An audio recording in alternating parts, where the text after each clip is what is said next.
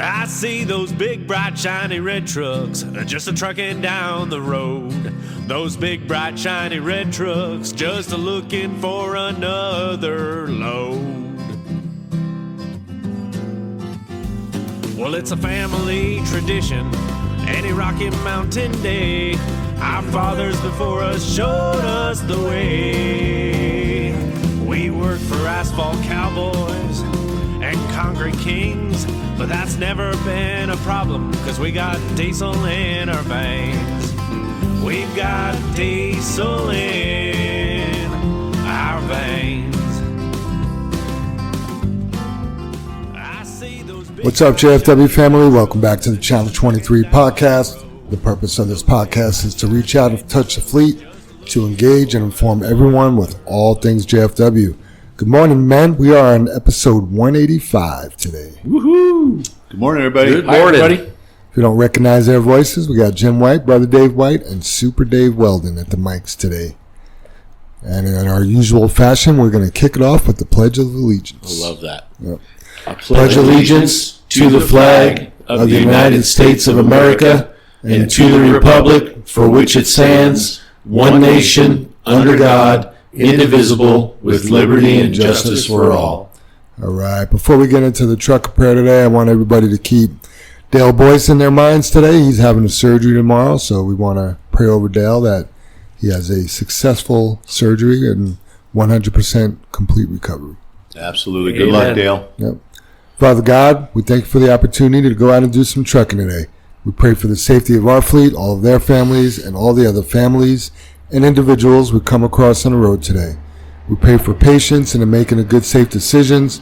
We pray to be accident-free and that we all make it back to the comfort of our homes this evening. We pray for healing and 100% recovery for all of our family members that are ill. No matter what, we trust you, God, and it's in Jesus' name we pray. Amen. As a reminder, anything and everything you hear on today's podcast is not the opinion of JFW's. It's just the men in this room's expressed opinion. Episode 184 had 228 downloads. We are at 95.8 thousand total downloads, and we have 762 followers. Nice. Right on. You guys been following all this stuff in the news. There's riots in LA. There's... Riots? Oh, excuse me. Yeah, riots. They're riots when cars are I thought it was burning. a peaceful protest. They're riots. No, once there's fires, in car fires. So when you light multiple police cars on fire, that's a riot. That's not a peaceful protest? Not anymore. You're looting stores, that's not a peaceful... It looked like yesterday there was a peaceful march / protest here in Denver. Oh, yeah. Yeah. In Aurora. It went to other cities. I think it was Aurora because they're upset yesterday. at ICE actions in Aurora as well. Mm-hmm. Yeah. I think the whole... Something going on in Chicago, in New York. Atlanta was another city. Blue cities. Mm-hmm. I don't know if you've seen Florida. The I did, Jim.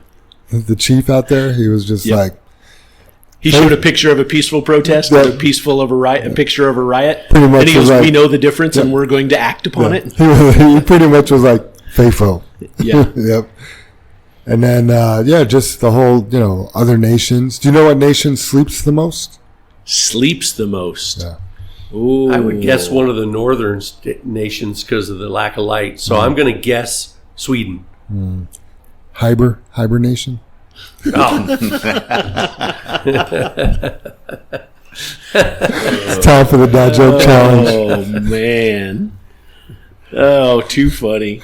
Reeled us in. Well, I'm going to follow up. I give my wife credit for this one. I've heard it before. I hope no one's done it on here. I've definitely heard it before. But, with COVID and, all these in-person meetings being eliminated because you couldn't be together, right?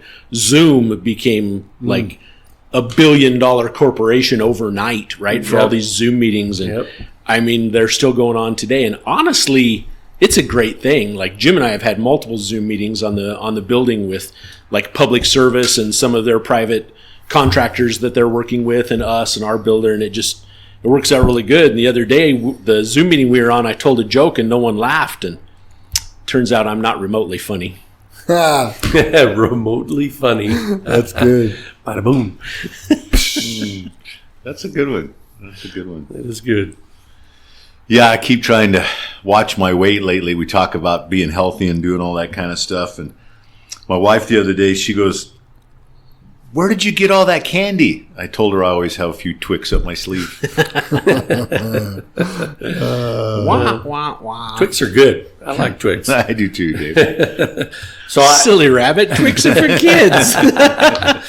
I was looking up trucker jokes. I was like, man, we haven't heard a good trucker joke, So right at the top of the list was a couple of Swift jokes. Yeah. But I like the one with the trucker eating in a diner.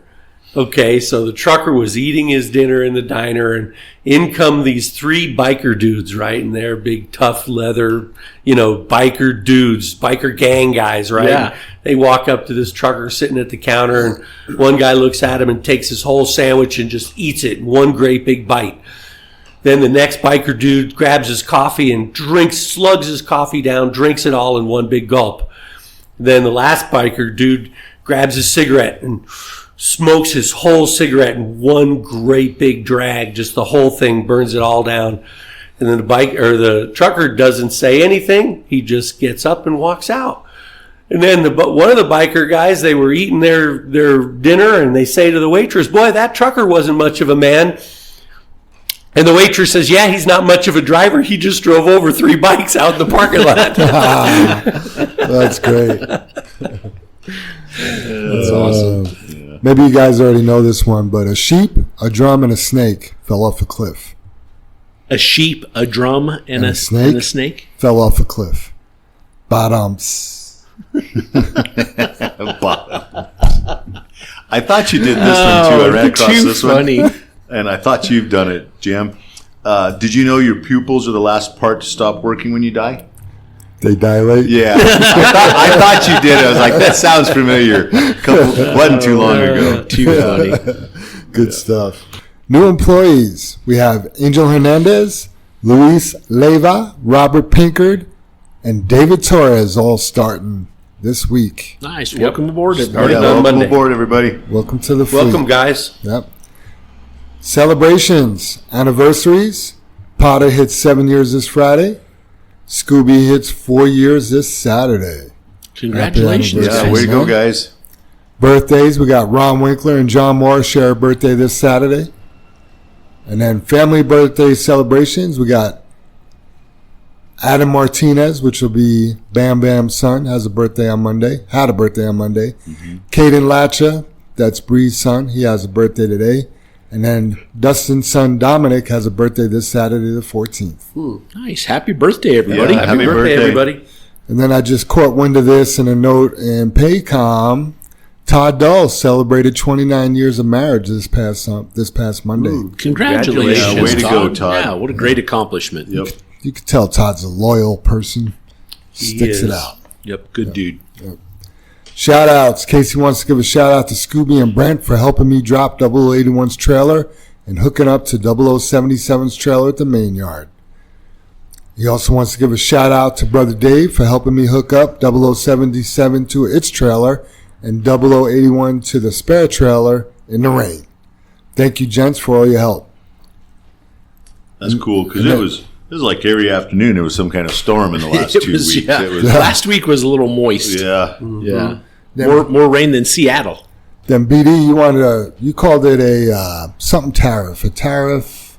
What'd you call it? Oh, not equal tariffs.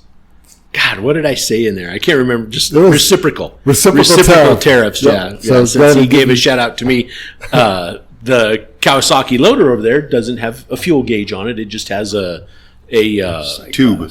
it used to have a sight glass that you could actually see the fuel in, and it broke, so we put a plastic tube on it, and you can't see how much fuel's in it. Anyway, I didn't fuel it because all the years before with the V8 engine in it, Jim, and you can attest to this, when you go down an embankment or something, it sucks a gulp of air, and then you're like, oh, I need to get fuel, and you drive over and you get fuel. It's that easy.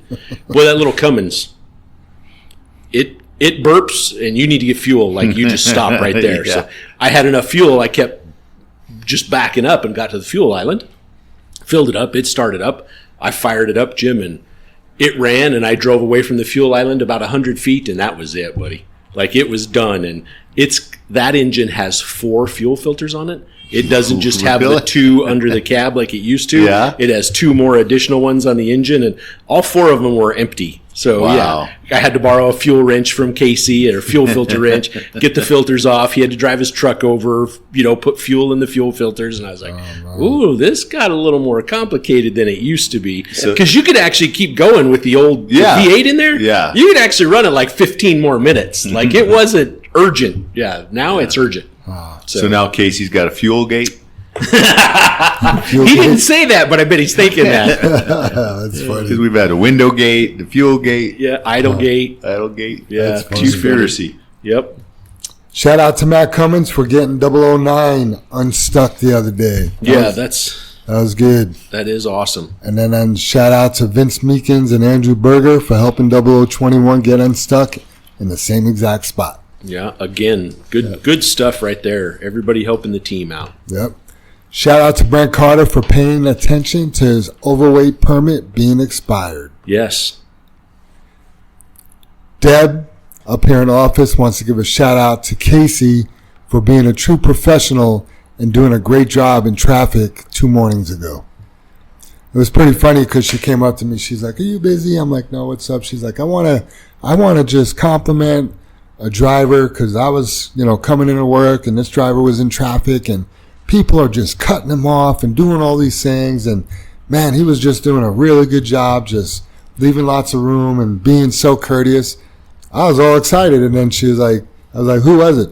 She's like, "Well, he was in 0081, and I knew 81 called out, and Casey was in it. I'm like, man, that's really that's amazing that our safety director is walking the walk, not just talking the talk. Right.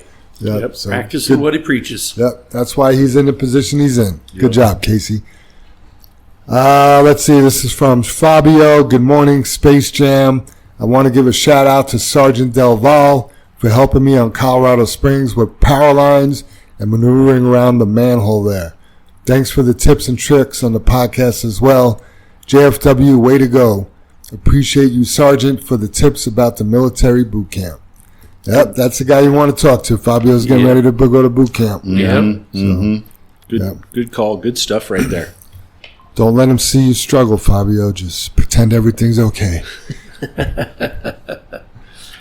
In this week's episode of Drivers Doing It Right, that's driving, dumping, pulling on the scale, and no phone use, we got Alan Carballo, Right on. Carlos Rascon, Yes, sir. and Mark Dillon. Right on. Those guys deserve a round of applause. Yeah, way to go, you guys. We've listed off a good handful each week, and it's so great to see that. Yeah. I want to give Mark Dillon an extra shout out for always having a good attitude, coming up here upbeat, never complains, always smiling. He's just a happy dude that's happy to be here and glad to work at JFW. Agreed. Yep. Agreed. Yep. I'm a little disappointed though, Jim. Oh, You always ask, does anybody else have any shout outs? Or you name somebody like, Brother Dave, do you have any shout outs? And I was like waiting for that. I don't always ask. Should have jumped in there. I try to remember. I don't always ask, but I'm glad you brought it up. I'm waiting. Does anybody else, like Brother Dave, have any more shout outs? It's funny you asked. I do ask every week, so. What do you got? It's so funny, Jam. He's about to tell you I don't have any. Right. Never mind. The majority of the time, I'm Sounds like, like he's got one. oh shit, I don't have one. There's probably something There's I can't somebody think of. here Right? that did You're something good.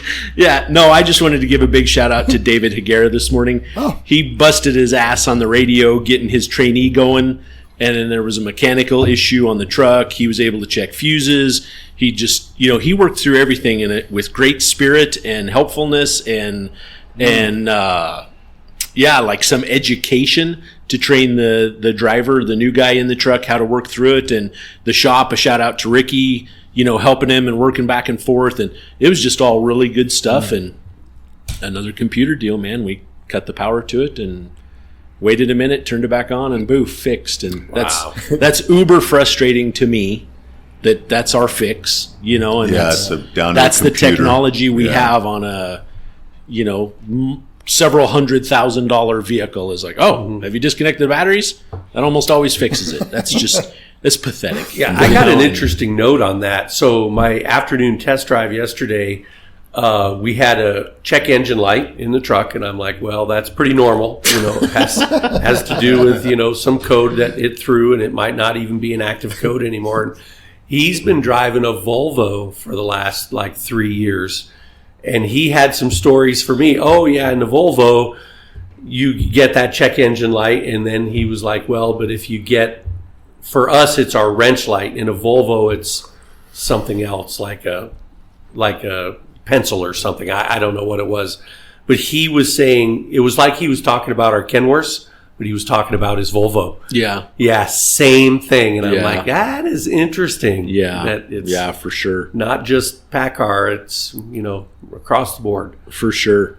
And then just a shout out to my wife for giving me that joke and always having an upbeat attitude.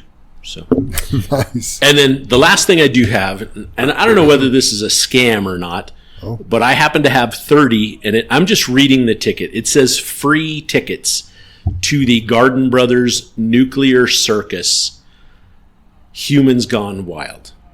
And it says free tickets on here, but it also says in a little bubble, hurry, first 100 adults pay just $17.50 online. So this is the Garden Brothers Nuclear Circus that's up at they call it the Denver Outlets off 136th and I-25. It starts tomorrow, and it looks like it goes for 10 days. So anybody that wants some free tickets, I have 30. If you're interested, you can get them. And I'm just reading off of it, free ticket. I've never heard of such a circus. Who What are do the they do? Garden Brothers? It goes up there every year. They put in an enclosed like a tent, and they circus. brag because it's Okay. air conditioned, and it's they have JR's no sorry JR, but JR's Hollywood Adventure, nothing to do with our safety coordinator JR. So JR works there? Okay, got Yeah, it. and it says the Human Cannonball, World's Smallest Person. It has the Wheel of Death, Kids Fun Zone, and then it also has the Sphere of Fear. So anyway, yeah, if you guys want some free tickets, see me, or maybe I'll leave them with dispatch in case I'm not here or something like that, and people aren't having to root around with it. So matter of fact, I'll leave them with dispatch. That there's almost always someone there. So Yeah, Super Dave, they just, last couple of years, they set up a tent and they have a different theme. And it's kind of like Ringling Brothers, Barnum and Bailey Circus or whatever, kind of a new version, just updated signage and different stuff. It just, Yeah. it, Are they gonna and have- it draws a crowd. I mean, it's busy it up there. fills. Yeah, right next to In-N-Out Burger and Cane's. It's in the open field behind it, just The south of the liquor store outlet there, malls. yeah. Yeah. They're going to have animals there? I don't think so. yeah. Yeah, it says climate controlled tent, rain or shine. Says the ticket is a $15 value. Admit one. Children 3 to 13 with paid adult. Gotcha. So yeah, There's a lot of conflicting information. there One, is. That's the reason I say. But in free big bold, ticket. Tickets. yeah, 2, value, you said something about $17.50. yeah. And then It 3, says in a bubble below it. Hurry! First 100 adults pay just $17.50. I just don't want someone to take these tickets and show up there and go, "I had a free ticket. What did Brother Dave give me?" well, one of them was free, Read the one ticket, was I guess is 15. what I'm saying. One was free, one was 15, Right? and one was $17.50. So there you have it. Huh. Good stuff. They came in the mail in an envelope to IPOC. Man, I'm glad we made some time for you to give your shout-outs. Yeah. Does anybody, Thanks for asking. Does anybody else have any more shout-outs? I do, Jan. Sweet. I'm glad I asked. I could look up the one, but I need your help on the one. But anyway, I just want to start it out. We have a lot of guys off. It seems like we talk about, a lot of life happens here at JFW. Oh, yeah. I know we mentioned Dale going in for surgery. Talked to Big John yesterday. He's had his second knee surgery. He's 5.5 weeks into the second one. Doing really good, really upbeat. And it was great talking to him. I know Brother Dave checked on Stingray. If anybody's noticed, Stingray's been out, had some surgery. Won't go into the details, but we just got a lot of life going here, and all these guys are battling and trying to live their lives and doing a great job. So just a shout out, and I know we try to mention them in our prayers. It's good stuff.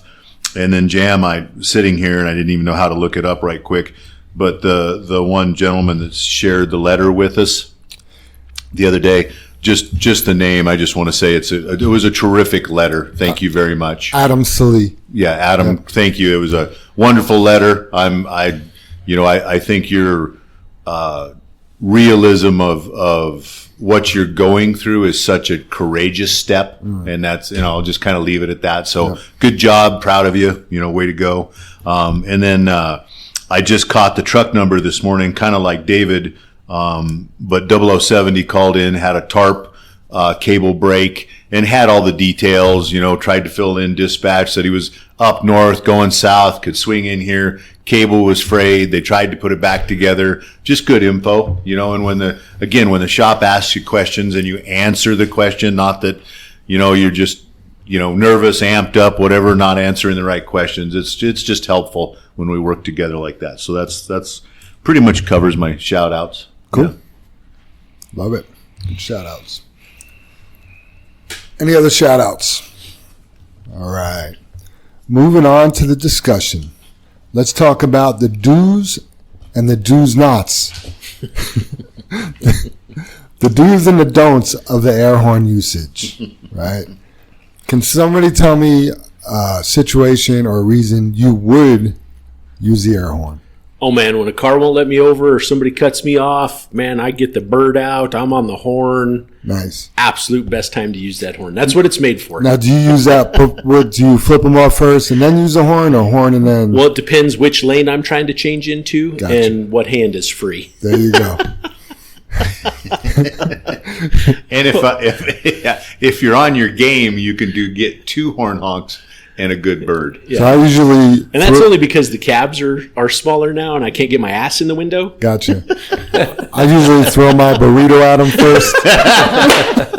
Well, that's only if your 44-ounce Pepsi is emptied, right, Jim? That's right. That would be a Mountain Dew, buddy.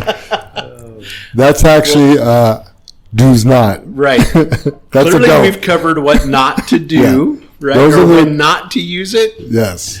Yes. The air horn I should use be. mine when I'm running a red light. That's actually a pretty decent time to use it. If you are accidentally running a red light, Accidentally. that would be a good You time. didn't see the light changing. You could sure reach up and hit that air horn. Yeah. Yeah. So this comes up because we have used the air horn improperly between the last podcast and this podcast. We don't use the air horn to let four-wheelers know that we're pissed off that they didn't let us in the lane that they're in occupying. We don't use it because we're mad at people. We use it basically for emergencies. It's like an emergency air horn, where you really need to get people's attention to prevent, It's damage or injury. Yeah, Right. it's a safety feature, It Jim. is. That's what the horn is truly for. Yes. I know we've had people use it out here when we're standing outside, but you're backing up. That's a good one. Pull it. Moving forward, that doesn't hurt. You can't hang on it because that scares people, but you can do it where it's a nice beep, or a honk or There's whatever. a way to honk a horn politely. Usually it's with your city horn, a couple little taps. Yeah, lots of ways to do it. But in this, like you guys are saying, in this occasion, it was used improperly, and I think it was used so hardly it was broken. Am I correct? Oh yeah. It can only, you can only hang about 13 pounds from that from that lanyard. Anything more than that, you cause a malfunction where your horn doesn't turn off. Yeah. You don't want to hang 240 pounds from it, huh? Yeah, and key reset didn't fix that. Yeah. Right? You got to run out of air. I do know I got my fill of horn usage pulling that float in the parade. Oh, okay. And I tell you what, those people were horn happy. I mean, everybody wanted that horn going off. Yep. Yeah. That is another reason to use it, is if a kid asks you to use it. Yeah, that's Yes. the fun part. Gives you That's the the old fun part. arm motion. Who doesn't get excited over You that, bet. right? Yeah. But use it cautiously. Like if you're, depending on where you are, you might scare some people. Yeah. Right? Yeah. I know Dave, or me and Dave ran over Jam to Yard 23 the other day, and the little Rock Island Railroad right there going across the tracks, they were just had traffic held up, and then they let us go by. But that train was sitting right there at the track to go across, and he would not get off that horn. Man, it was irritating. But I mean, you had to get people to stop. I'm going to come across the track, right? You need no crossing guards there, no nothing else. But that horn works. It was loud. Yeah, speaking of train horns, I once had a whole school bus full of kids doing the horn thing, so I hit my train horns, scared that bus driver so bad he went right into the ditch. That sounds like your truck driver joke. He's not a very good driver either. He ran over 3 bikes. Damn it. Crazy. All right. Linda, she got a note from Pit 21 the other day. Said, good morning, JFW team. Just an FYI, but we've received a complaint from a citizen regarding your trucks parking on the parkway to stop at the Sasquatch gas station off of I-70 and the Central City Parkway. Minor complaint, but thought I would share with you all. So, what's your thoughts on that, guys? Yeah, just probably, could be just a citizen. I not to babble here, but I think about when I've stopped at a gas station and that one person pulls up into like the blocks of sidewalk, doesn't really get in a parking place just so they can run in and get a snack, and that irritates you, right? You're just like, what the hell? Were we parked in one of those spots outside, or we blocked a driveway, or we really did something wrong because we were too lazy to do it right? Somebody got upset. Or is it just somebody that's like, hey, I'm a four-wheeler and I don't think trucks should be stopped here. Maybe it's not, we didn't even do anything wrong. Was it a Karen? Yeah, it was a Karen, right? Just upset about the I think the truck. big hang up is there's no shoulder and we're parked in a lane. And that's the hang up. And I know you're saying that, Dave, and we could, but we didn't pull video, we didn't really investigate into it. I didn't Google it and look at, like you're saying, Dave, with the look down on there. Is there a lane? Is there a place? Does it say no parking?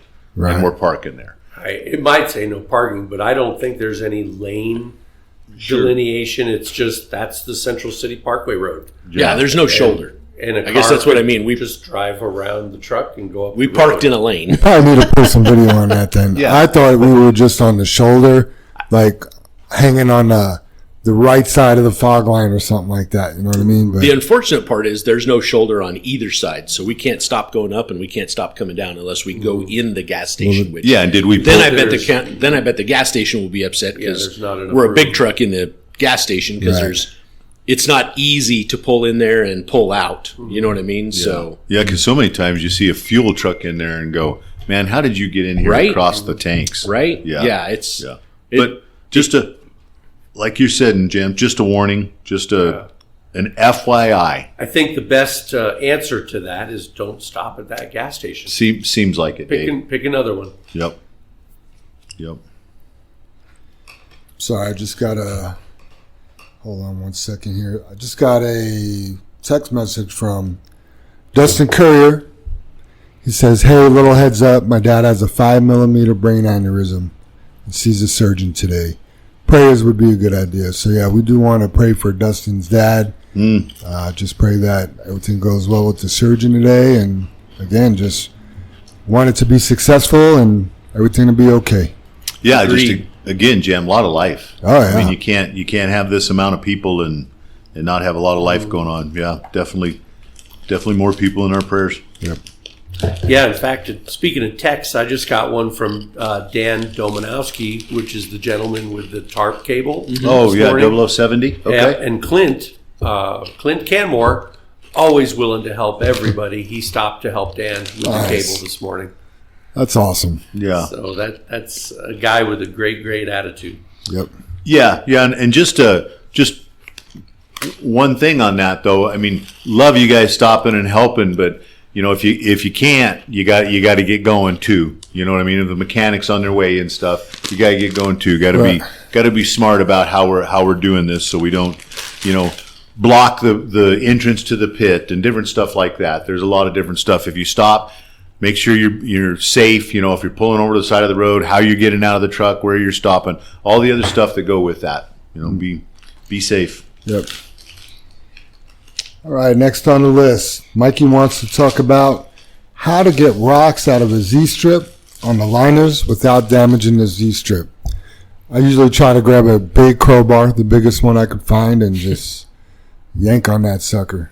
Yeah, I think we can talk about it, but it's a technique, Jam. Like you're saying, the biggest crowbar. I know we have bars in there, or some of the big screwdrivers the thing that he's talking about is please don't pull on the Z-strip so far that you bend it. Right. And the thing about it is, though, I think some people think when you bend it out that the rock will continue to fall out, like it lets the rock fall out. Well, no, that lets the rock in and gets packed more. We want to keep that Z-strip as tight on the plastic or liner as we can so no rock get in it. So to me, the best way is I always just like taking a hammer. And again, this is a style that you don't smash the Z-strip, right? Tap the Z-strip, knock the stuff out of it, or take your screwdriver or your big bar. And I know you were joking, Jam, but pull out on it just a little bit that you don't bend it. Yeah. And it's a technique. It can't be explained. I like hitting it with my broom head. Till it breaks. Till it breaks. Yeah. Don't use your broom head on those guys, because that is a problem where you don't have the right tool for the right job, and you're using a broom head to knock rocks out of your Z-strip. Next thing you know, you got a broken broom. Right. But yeah, I like taking my my little pry bar. It's got the 90 on it, and just giving it a little bit, a little bit. A lot of fallout right there, and then like Jim said, you can smack with your hammer a little bit, just to get that big stuff to fall out. So yeah, and if anybody's confused, I'll show you. You know what I mean? If you just don't understand, let us educate you to what are you talking about? That kind of thing. Yeah, I mean liner. I'm sure Kendrick. I'm sure they go over it over there, but liner care. Super Dave taught me how to take care of a liner every day at that last stop. I'd make sure my Z-trip is nice and clean, and then I'd put my trailer all the way in the air, go to the back of the tailgate, hold that open with my body, and then get a broom handle or something in there and shake all that stuff from underneath the liner too. Yep. So that's how you make them last. Yeah, because that easily leads into the next one, Jim, because you're trying to get all the stuff out from underneath the liner so it doesn't make any holes in the liner. But the next one he has in here is also check liners for loose repairs and holes daily. I think the if you have any of the Z-strip or any part of it that's loose or any of that's broken, basically it can't come loose, but it's broken. And then any small hole in the liner, please start to write it up. It might take a month maybe to get to it, but we can fix a tiny hole very quickly. Right. And usually a small hole grows. I'm going to say hopefully we get to it sooner, but replacing the liner is a day. Fixing that hole is an hour, Dave, maybe. Yeah. So, and we usually try and make those priority. Yeah. Because the time it takes to fix it now versus later is astronomical. Yeah, horrific. Yeah. Just to clarify, in the loose repairs Mikey's talking about, where we have already welded, we have plastic welded that liner, and that weld has come loose. Because they start pulling up, and they start ripping big pieces of that liner off. Okay, so if the repairs we've done have come loose, I got it, Jim. Perfect. Yeah, just back to being, taking the time, like Jam just said, cleaning out from underneath the liner at the end of the day, inspecting the liner, doing all that kind of stuff. I know I've told it, I don't know how many podcasts, but I think Ed that used to work for us got the most years out of a liner, but he was religious. Super Dave was too, about shaking underneath it, and that just kept all the stuff out, and it lasted forever. Yeah, we got 6 years out of a liner. Yeah, it ran and ran and ran. Yeah, it's good stuff. The moral of the story is, if you take care of your equipment, it will take care of you. Absolutely, Dave. Yeah. The moral of the story is do it right as well. Yeah. We've trained you to do it that way. It's for a reason. Yep. So. Yep. All right, next on the list. Letting your trailer down while outside of your truck. Okay. We talked about that a little bit this morning. So some drivers, to save a little bit of time, right? Once they're done dumping, they'll pull up and they'll let their trailer down and run to the back of the truck or walk to the back of the trailer, sweep off the tailgate, get everything all set and get back in the truck. We just want to remind you that you can't do this with your pinch valve. If you're going to get out of the truck, you want to set your trailer brake. Yes, absolutely. Sure. And be sure when you get out of the truck that it's not in gear. Yes, I was going to say, and that you're in neutral. Yes. Excuse me. Because we have had that happen before, that the trailer brake isn't strong enough to hold the urge to move, and that truck will start Yeah. driving it away. does drag it, doesn't it? Yep. It'll just take off and go. Yep. All right. Yeah, all good, kind of little house cleaning ones, all good educational pieces. Absolutely. Yeah. Reminders. Well, we're already up to the JFW driver call. I gave a couple choices here. Did you guys want to call Nicole or Bree or somebody else? Nicole's good. Go start off your list. Start with Nikki. Yeah. I always like the the greetings we get. Oh shit.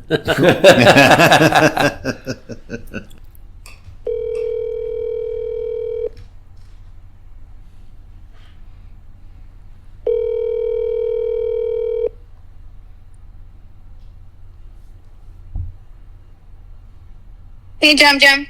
Hi. Hi. Guess Buenos what? dias. Guess what? You have my shirt. Nope. You are live on the podcast. Oh, hey. Good morning, fellas. Good morning. We always try to look for somebody with a little spice to talk to us to make it interesting, and we picked you today. Yep. Oh, So well, then- I guess we got to have a good fit. We got some questions to ask you, Nikki. How long have you been driving for? I have about 3.5 years now. Okay. And you used to drive for, what were you doing at Prime? Were you shuttling trailers, or what were you doing over there when you got hired here? Yeah, I was moving freight containers all the way from Loveland to Colorado Springs. Oh. And yeah. Were you a hostler at one point, though? No. I Oh. saw the application online. Gonna go to school to get your CDL, and I hopped on it. I was like, yeah, I have the vehicle. I'll do that. Cool. I remember the day you came in, you were a little short on experience, but you convinced us Yeah. that you were worth a Yes. shot. And Yes, I was definitely excited. now you hit your 1 year. What's your favorite thing about driving, Nikki? It's like therapy, I would say. Free therapy. Just alone time, driving to your music, podcast, talking to friends. That's what's Podcast? fun. What podcast? Definitely your guys'. Good answer. Good answer. Good job, Nikki. Way to go. What's your least favorite thing about driving? I'd say just the people cutting you off, thinking that they can make it quick and to wherever they're going, but it takes you back to the same spot, just looking at each other at that stoplight. Like, yeah, you were going that far, man. Nice try, though. That's funny. Nice try. And Nikki, what do you like to do on your free time? I just do mom stuff. I give my time to my daughter. To take her to a lot of adventures, things, go jumping, go outside. That's my fun time. Nice. How old is Yeah. your daughter, Jam? I don't remember how. How old is your daughter, Nikki? She's 4. 4. Wow. Yes. It's a fun age. Oh, yeah. Yep. Still got that squeaky voice. They don't really have opinions yet. But able to do a lot. Yes. At 4, yeah. Nikki, what is your number one thing on your unbucket list? Something you would never do again. What's one thing on my bucket list that I would never do again? Your unbucket. So the opposite of the bucket list is, well, I did that and I'm going to unbucket that. I'll never do it again. Something you didn't enjoy or it was a bad move. I'd probably say in a relationship, it sucks the life out of you. Just be free. Live life. Don't let nobody hold you back. Okay. That's more of a life lesson. Right? Yeah. And what is your least favorite smell? I'm enjoying life. I'm healthy. I don't think I have anything negative to say. Oh, I like that. Yeah. Huh? Okay. I did see on the back of your truck yesterday you had a "He is risen" sticker on your window. I loved to see that. That was really cool. It made me smile. Oh, I appreciate it. Yeah, I'm spreading the word out there. You know, we're all brothers and sisters under one God, and we should just treat each other with respect and love, loyalty. You know, treat your neighbor as a family member. I like that. Yeah, amen. Yeah. All right, Nikki. Well, good job. We appreciate you taking the time out of your busy day to talk to us here, and you better take the test on this podcast. I mean, I'm on it now. So. One of the questions is going to be, who did we call? So don't get that don't get that wrong. All right, Have a good, safe Got day. it. Yep. Bye-bye. Thank you, guys. See you, Nikki. That's fun. Yeah, good Yeah, stuff. that really is a great idea too. And Everybody has participated too. leave it to Ann. They've all answered the call. Yep. Yeah. Yep. Speaking of Ann, or did you have anything else you want to talk about, guys, before we keep going? We still have a lot to go through, but that's the end of the discussion, the end of the call. We have what's next right now. You guys good to keep moving forward? Yeah. All right. Ann wants to remind everybody, don't forget to submit your photos for the 2026 JFW calendar. The deadline is October 17th. You will win money if selected. There's $250 for the cover shot and $100 for each month. So I know we talked about that last week, and we'll probably keep bringing that up because, man, the calendar is a thing of its own. It has a whole life, and it's a thing. It's Right. It is a thing. Yeah. You know, drivers start really getting creative and send some really good shots in. So, you know, if you are in a situation where you think you got a good shot, just send it to Ann at jfwtrucking.com and you'll be in the contest. Yeah, and anybody can do it. Anybody that's a JFW employee. Yep. Yeah, You know what shop, I mean? wash Yep. bay, mechanics. Yeah, office, it doesn't matter. Yeah. You see one of our trucks, any of that Yeah. kind of Get stuff. a great photo. That reminds me, I took a photo the other day, and I wanted to. I'm gonna rat on Brannon, but the guy, it was a mixer truck, a Brannon mixer truck, one of the older ones, still the green ones. But he had his hose, his garden hose off the tank to wash down.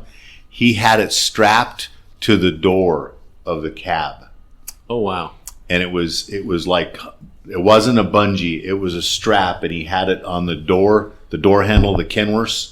You know how you open them up? That's where it was fastened. Huh. So it was rubbing on the cab, rubbing on the door, rubbing on the Oh, tank. bummer. And I was just like, man, somebody should just know about that. And then it draped across the step. So when you opened the door, you had to step over the hose on the step. Oh, wow. There was just so much wrong about it as what we talk about all the time. I'm like, man, there's a lot of pointers right there that just don't work. So, And was the hose attached to the spigot at the tail? yeah, Jam. Oh, it that's was so weird. Yeah, I'll get out the picture. I'll show you guys because I was sitting at a stoplight. Who taught you that? Yeah, I think he was using it to squirt cars. You almost could, Dave.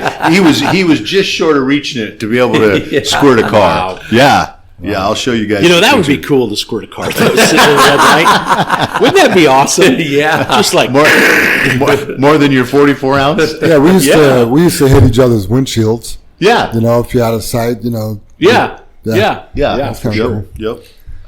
All right, the other thing that's what's next I didn't put on here, but I did. You responded to my email, Brother Dave and Jim. We talked about it this morning. I am going to be offering a free Stop the Bleed class to some JFW employees. It will be first come, first serve. I think 8 is going to be the capacity to make it comfortable in the training center. It's only going to take a few hours. It will be on a Sunday. I will post it up on Connect Team with where you sign up.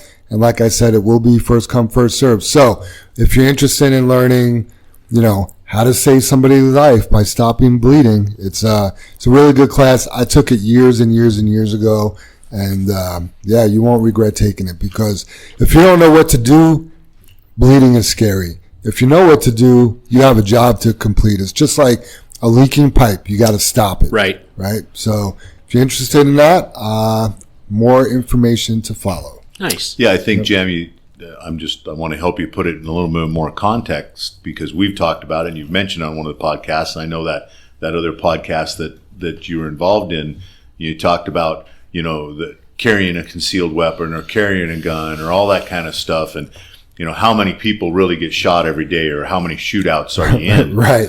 But how many situations do you run across where somebody could be bleeding? That could be just a car crash. Yep. And not only to protect yourself, but the possibility of saving somebody else's life gives a little more context. Yep. And I think this class, Jam's offered to put it on here. I think it's important for all of us. I think one of the gifts Jam got for me and Dave or myself, I have a tourniquet kit that Jam gave me.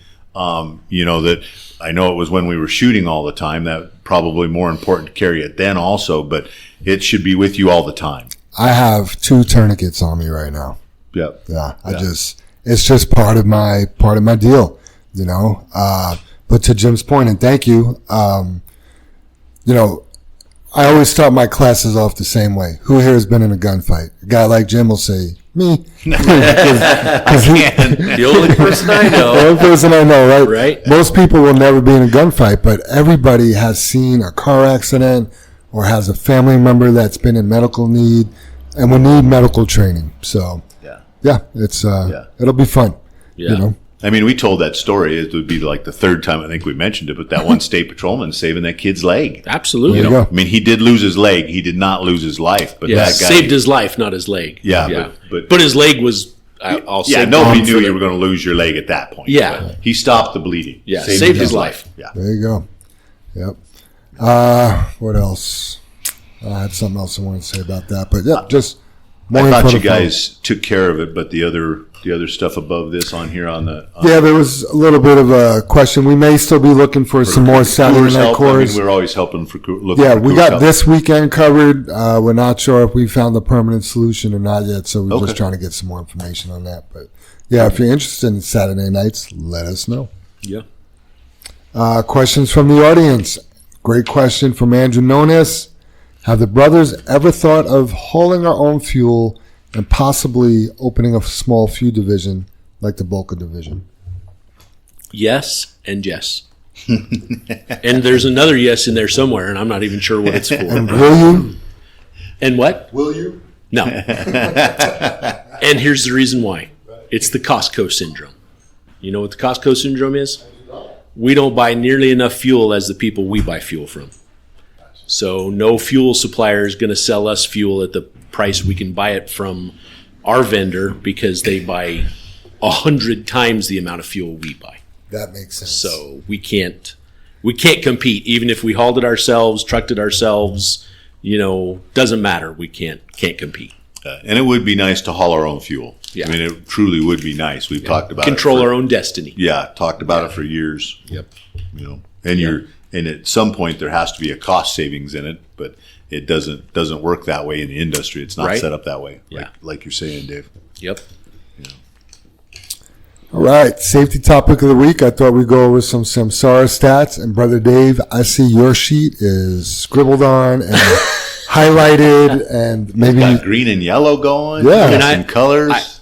I just love the fact that JR keeps us up to date with it. And kind of some alarming information in there this month. It wasn't. Not good stuff, really. I mean, I don't want to ding it, but The numbers don't lie. I'm so excited we have the information so we can get to work, right? Yeah. So April versus May numbers. And just so everyone knows, we went less mileage in May than April. So only 15,000 fewer miles, but it's still less mileage because when I started to look at the numbers, I was like, oh, I bet our mileage is up for May over April, and that was the reason I thought some of our numbers declined. But overall fleet safety score, we're holding steady. It didn't change. We went from 96 96 in April to 96 in May, which is good. If you break out the teams, JR's team stayed the same, which is coincidentally the same as the fleet safety score, 96 April, 96 in May. Jam's team, iron sharpens iron, dropped a point. They went from 97, which they were at the top at 97, to 96. I want to recount. That's awesome. Drop some chads someplace. Yep. Kendrick's team, the Red Road Rock Stars, they dropped a point. They went from 96 to 95. Casey's team, shout out to Casey, the Slow Rollers, increased a point. They went from 96 up to 97. Good job, guys. Yep. And then Erica's team lost a point. They went from 96 to 95. So, yeah, it looks like we got a little bit of work there we can work on, and I'll address it a little later here. Well, actually, in this next deal, because to me it drives why the points went down, and it's going to all be related when I read it. So, the speeding, and these are fleet numbers, right? So, as a fleet in April, we sped 1,848 hours. The month of May, with less miles, we sped an additional 106 more hours. So we sped for 1,954 hours as a fleet. And when you look at the speeding, these next two numbers always coincide with the speeding.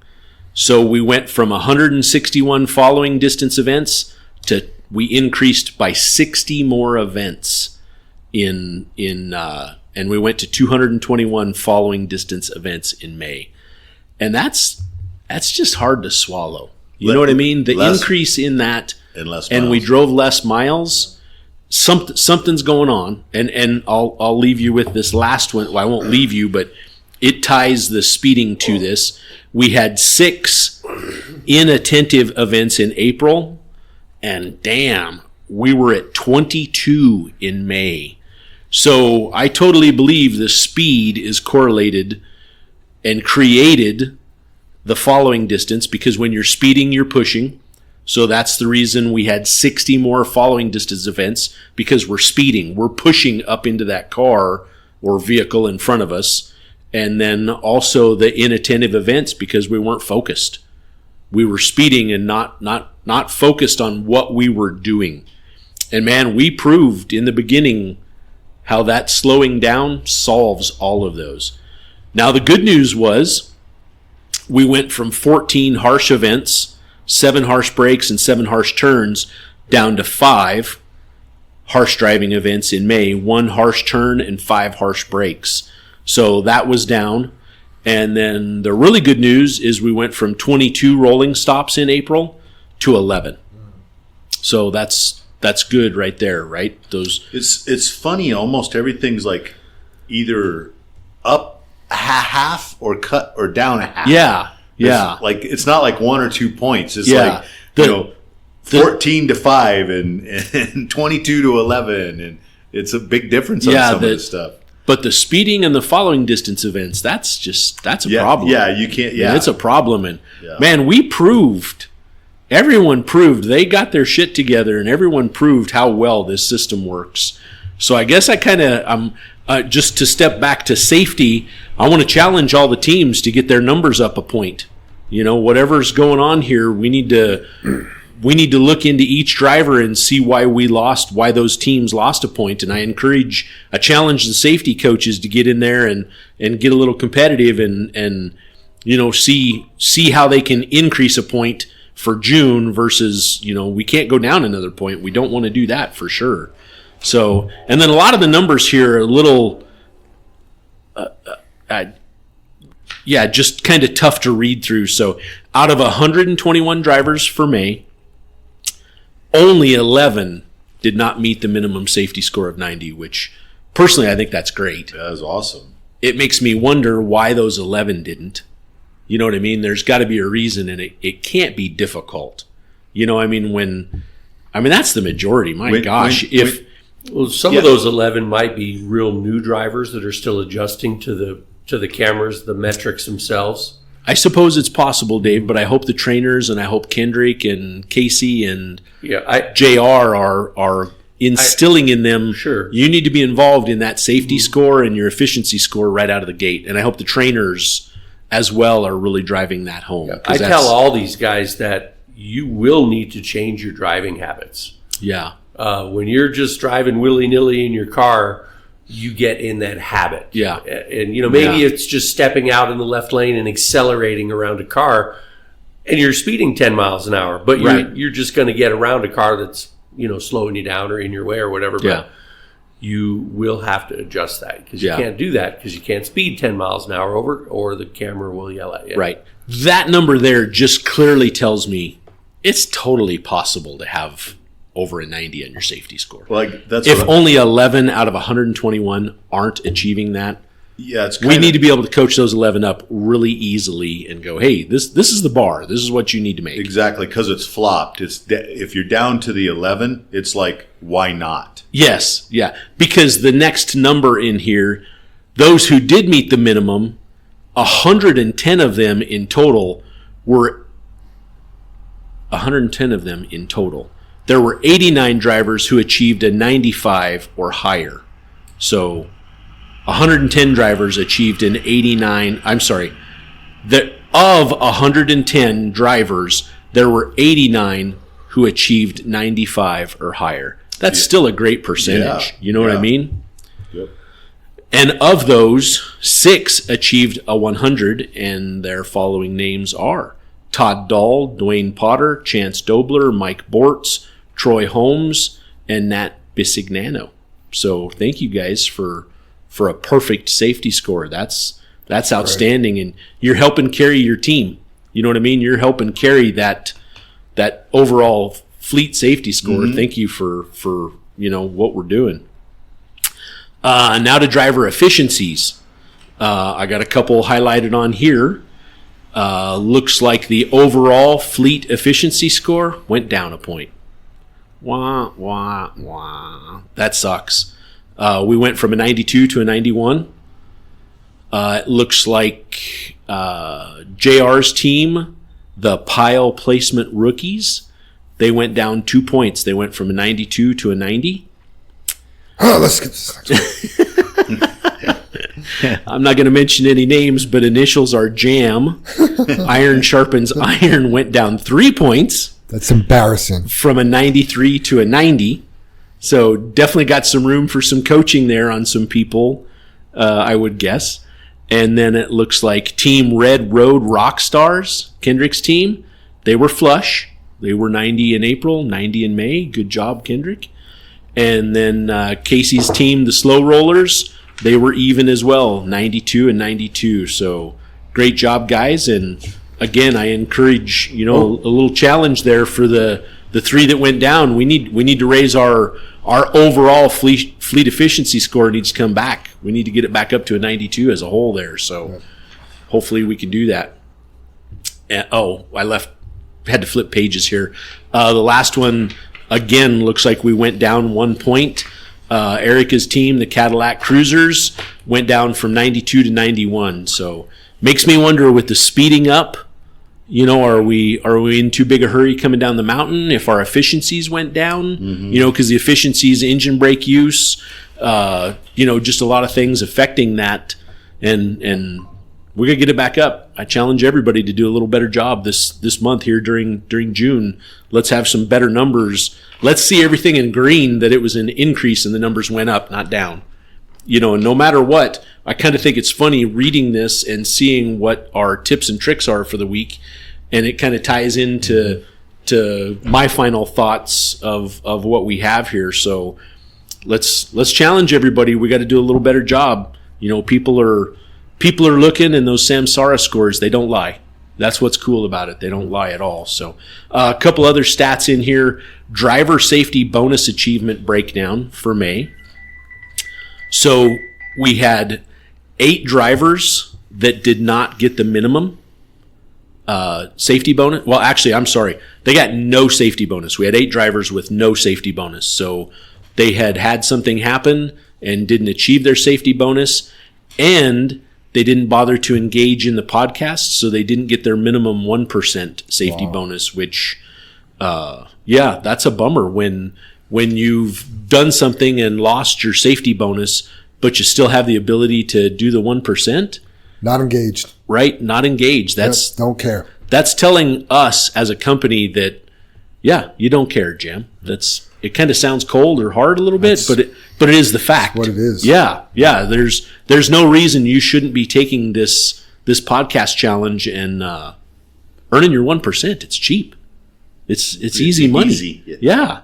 So then we did have 11 drivers who were disqualified for whatever reason, but still strived to get their 1% engagement. That's outstanding. Those are the true warriors right there. Yes. They got knocked down, but they're still fighting. Yes, absolutely, Jam. Those are the people we want around. Yep.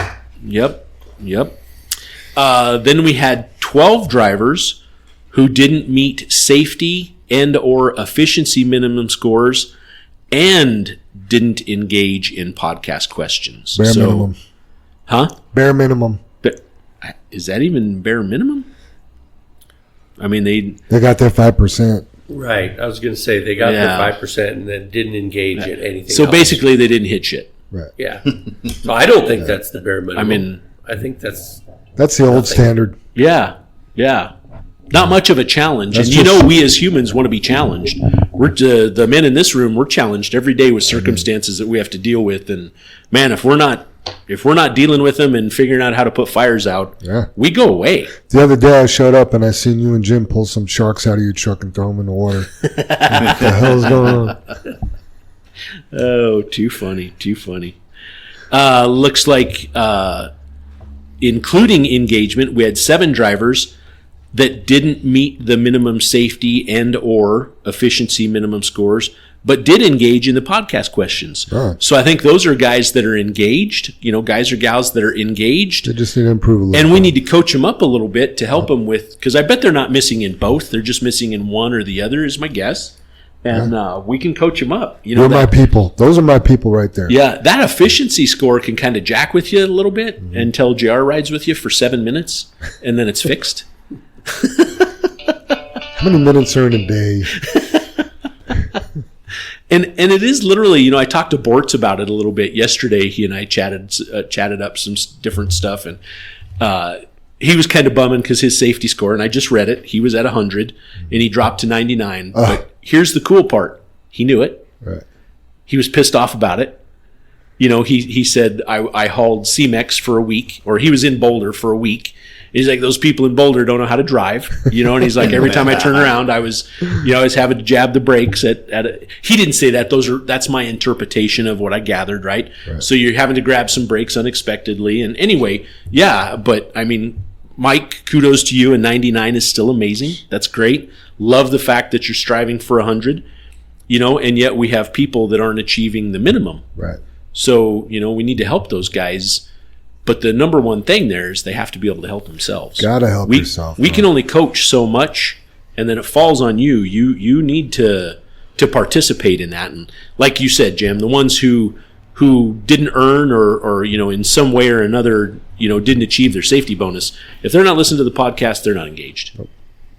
You didn't take the challenge. You have your opportunity there to still make $850 a year by a simple little 1-minute quiz a week. Mm-hmm. That's pretty easy. Plus, you're interested in knowing what's going on here. I right. mean, if to me, the money, it's nice that we're paying people to participate in the podcast, but you should just want to do that anyway to know what's going on around here. Right. I just don't understand. So. It sounds kind of crazy, and I'm, this is kind of a rabbit hole kind of thing, but they've got to understand that's giving us the information of what they're doing. Right. You know what I mean? It's giving us the information of us being able to know, hey, they don't care, or they're not engaged, and it's not, don't care is probably a big word. That's probably hard. That's what it appears. That's what it looks like. That may not be the case, but it appears that way, and that's giving us the it's feeding us. It's giving us the information of, hey, this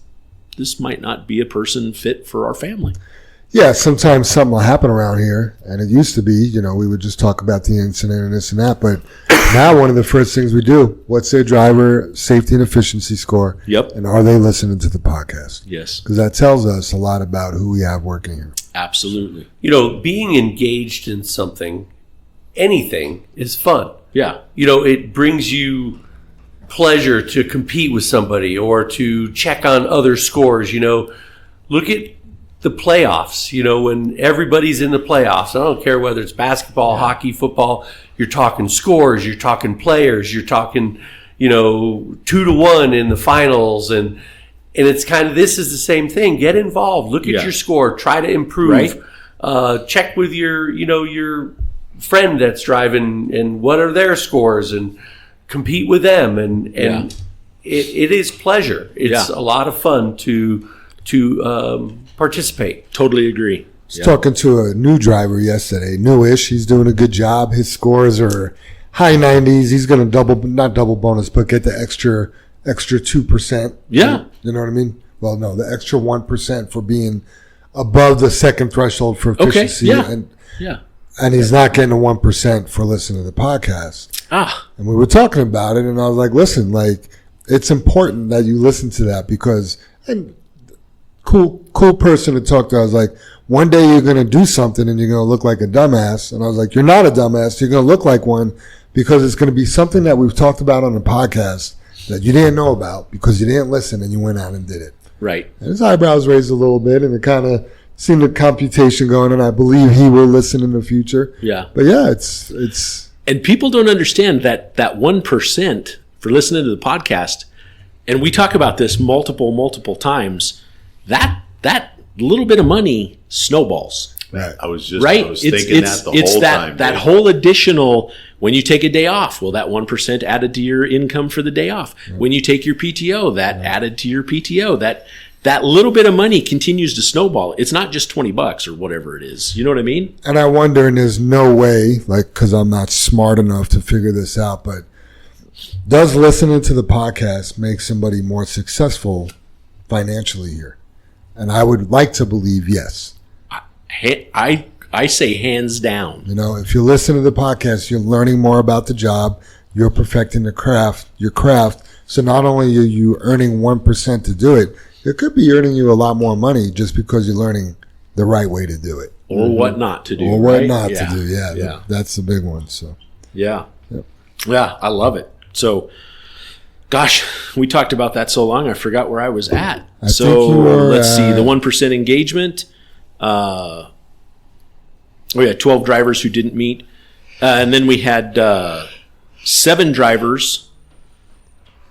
Oh, but they did listen to the podcast. Yeah, we did that one. Okay, so the 7% without engagement. We had 3 drivers with no accidents, met the minimum safety and efficiency scores, but didn't engage in the podcast. So, yeah. Too cool. Yeah. We just discussed it. Easy money, and that money snowballs. So keep working with it. You got to keep working with it. We had 29 drivers that were engaged and met all the minimum safety and efficiency scores. Nice. And then that's 8%. Right? 8% bonus. And then the ones that made the full 9%, we had 51 drivers that were engaged, met all minimum safety and efficiency scores, and put in the extra effort, if any. I like that. Put in extra effort, if any, for the extra 1% safety scores of 95 and efficiency scores of 85. That's amazing. So congratulate 51 drivers knocking out that 9%. That's huge. Yeah. Well, it's still back to say you get 51 drivers, then why not the rest? Right? Why not? I mean, it's not like we have 2 and you're like, wow, that's really hard to do. Yep. Right. No, we have over half the fleet doing it. Yep. So. Yep. For sure. So. And then I liked what JR wrote in here. All that information was brought to you by squealing some tires out there. All this information was brought to you by JR, and he has a little kind of paragraph in here for some information. So, in the world of trucking, your success is largely a reflection of the effort you invest. I love that. The opportunities for better benefits, higher base earnings, attendance bonuses, or higher safety bonuses aren't handed out. They're earned through consistent hard work, reliability, and a proactive attitude. If you're not putting in the extra loads, showing up when you have to and on time, improving your safety and efficiency, engaging with the podcast, and or actively seeking ways to enhance your performance, then any dissatisfaction with your current situation is a direct consequence of your own choices. In this industry, results speak louder than complaints, and those who consistently push themselves are the ones who ultimately reap the greatest rewards. Consistency and efficiency are key. I love that paragraph, Jared. Good that job, was buddy. Beautifully written. Right. That's almost like a president wrote it. You know what I hear when I read that? It's pretty short and sweet. I hear Jam say, "We eat what we kill around here." Right. You know what I mean? That's it in a nutshell. That's the definition of it. You eat what you kill around here. That's it. You can kill pretty easy. You got to hunt. Pretty easily done. Yeah, but you got to go hunt, right? Yeah, real lions like to hunt. Yep, exactly. So good job, JR. That was awesome information. Love it, buddy. So great. Thanks, JR. Good job. Yep. All right. Tips and tricks from Armando the Sergeant Del Val. Who? Armando the Sergeant Del Val. Number 8, the Ocho. Slow is smooth and smooth is fast. Good morning, JFW family, and welcome back to another week of tips and tricks. Please remember that the purpose of these tips and tricks are just ways for us to be helpful, better, and safer drivers on the road. Let's be JFW professionals. On your mark, get set, don't go. Drivers, remember that this isn't a race. I know everyone is trying to make money by delivering loads, but please let's do it the right way. I will admit that even myself sometimes will pick up speed and get in front of other vehicles. I catch myself doing these things, and I tell myself that I didn't need to do that. Also, let's not try to pass other JFW drivers when they're already going the speed limit. I know that JFW is okay with us going at least 4 over the speed limit. Well, no more than 4 over. But I encourage everyone to try not to if we're already driving the proper speed. You'll never know that going over the speed limit could possibly cause an accident. Let's slow down instead to merge over or let someone over into our lane. If you are in the left lane and you're basically drag racing the vehicle in your right lane, let's be the professional driver that we are and slow down and move over instead of holding traffic in that left lane. Remember that Highway 85 is where we get caught in the left lane a lot. You can be in the left if passing a vehicle, but let's try to move back over when we can. If you get caught up again on a vehicle in front of you and you see that the left is packed with cars, it's just best to stay where you are because you're probably not going to get far, and now the right lane is packed and you're stuck hogging the left lane. When getting on I-25 driving from 58th Avenue through the Santa Fe exit, remember that vehicles love to speed and get in front. I would only use the right 2 lanes. Yes, if you use the next lane over, or the far left lane, you can easily pass vehicles. However, now you're at a higher risk of an accident. A lot of times I see drivers in the 3rd lane and they're about a half a mile away from Santa Fe and they'll merge all the way to the right last second just to take the exit. By the way, just from in that little area there, if you're on a 58th and you count 4 lanes over from the median, that will take you all the way to the Santa Fe exit. You'll never have to change lanes. Mm-hmm. Yep. Very good. I remember one day, a while back, I ran from Firestone to Sedalia 3 times, and I wanted to try something. I drove only staying on the right lane the whole time, and when I was done for the day, if I remember, I think it only added 10 minutes extra. I-70 east and westbound is another highway that a lot of us can be in a hurry. So everyone should know that going up I-70 westbound, passing Morrison, we can't be on the far left lane. That is a no truck lane, and you will get ticketed if you use that lane. Going down Floyd Hill is 45 miles an hour. We should all know that. How do we know, Brother Dave? The big illuminated sign. And I read it when I drove past, and I said it out loud. When you say big, how big is that sign? It's either a 4x8 or a 5x10. All right, 5x10. Caution yellow flashing light lit sign. Hopefully new drivers have been trained. So when I first started working here, I would go exactly 45 down that hill. I was always in a hurry whenever we went to Fry or Wallstrom. Honestly, you won't lose any time at all, even going 35 to 40 miles an hour down Floyd Hill. More likely, when you get to Young's Ranch, there'll probably going to be a truck either waiting, getting loaded, or in front of you pulling in. Same goes for Genesee. It's 45 miles per hour. Why do we have the need to feel like we got to go 43 or 44? Put your truck in 8th gear and let that engine brake slow you down. I've been doing that ever since we started the new safety program, And I'm telling you, I have never have to touch my brake pedals. And another thing, I love this. Let's please try not to pass anybody going down on Genesee. I know sometimes there are slower trucks going down, but remember that Genesee is geofenced, and if you pass someone, good chance that you're going to pick up speed and you're probably going to go more than 45 miles an hour. I know it sucks being behind someone when you know you can go down a little faster, but let's be safe and take it slow. If other trucks pass you or call you a slow ass, who freaking cares? I love that. We're already better because, I like that. We're already better because we're not going over the speed limit and we're kicking ass on fuel efficiency. Remember back in 2019 or 20 that the truck driver was speeding down Genesee and ended up losing his brakes and killed a few people on the highway. If he had just took his time and slowed down and dropped his gear where it is needed to be, then maybe that could have been avoided. He would arrive to his destination in one piece, and those families that he took would be alive today, and he wouldn't be in jail. We got to take it slow. When we start thinking that we got to be in front of everyone, that's when bad things happen. We got to pick our lane and stay in that lane no matter what the speed is. The roads are now beginning to get hot. Class of 2025 are now out getting their driver licenses, and I remember when I was 18 and driving, I felt like I was invincible driving on the road. I really hate to say this, and I hope that I'm wrong, but this is a time when accidents are going to start happening everywhere. Let's start thinking twice or three times before we make a move. Take it slow, don't speed, and I promise you that you'll complete all your loads and be successful here at JFW. Please let me know on Connect Team what you think about this week's tips and tricks, and thank you all again for listening and the positive feedback.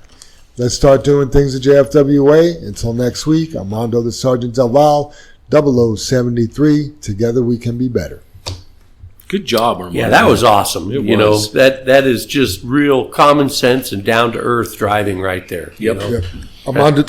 Armando sent that last night, and I just seen how long it was, and I'm like, oh my gosh. And I told him, I was like, well, I'll read it in the morning. I might edit it down.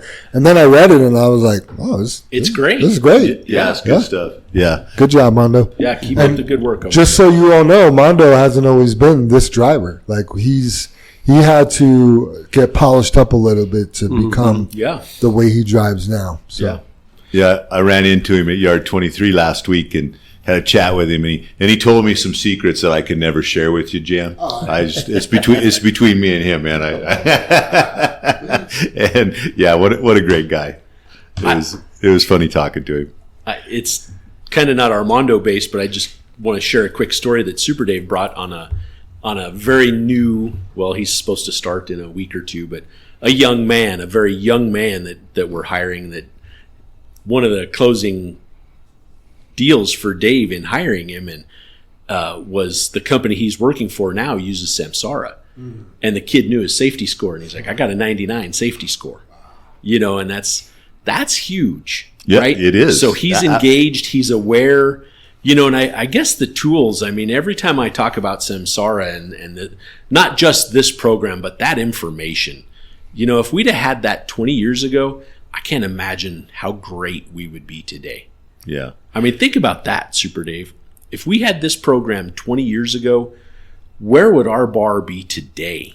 And the funny thing about that, when you talk about that young man, Dave, is as we talk more with people in the industry, the insurance companies, different things like that, and it's not that you're old as in you're 60 or 70 years old or whatever, that if you have a longer career, many years in driving, most of those people have a terrible safety score or can't maintain a safety score because they can't break their habits. Yes. And they refuse to drive better. Yes. And it's just a tell on what I've been doing it like this for years. Exactly, Dave. Yeah. And when you make that statement, what if we would have had this all this time? Oh my gosh. That's the tell. Game changer. Look at the people that can't drive like this. Right. And this young man's coming in going, hey, my safety score is a 99. Right. And even being that young, you know he's driving that truck correct. He can't get that score. Yeah. That's it would what's be so really great cool about to it. see what his efficiency's at if he could look that up.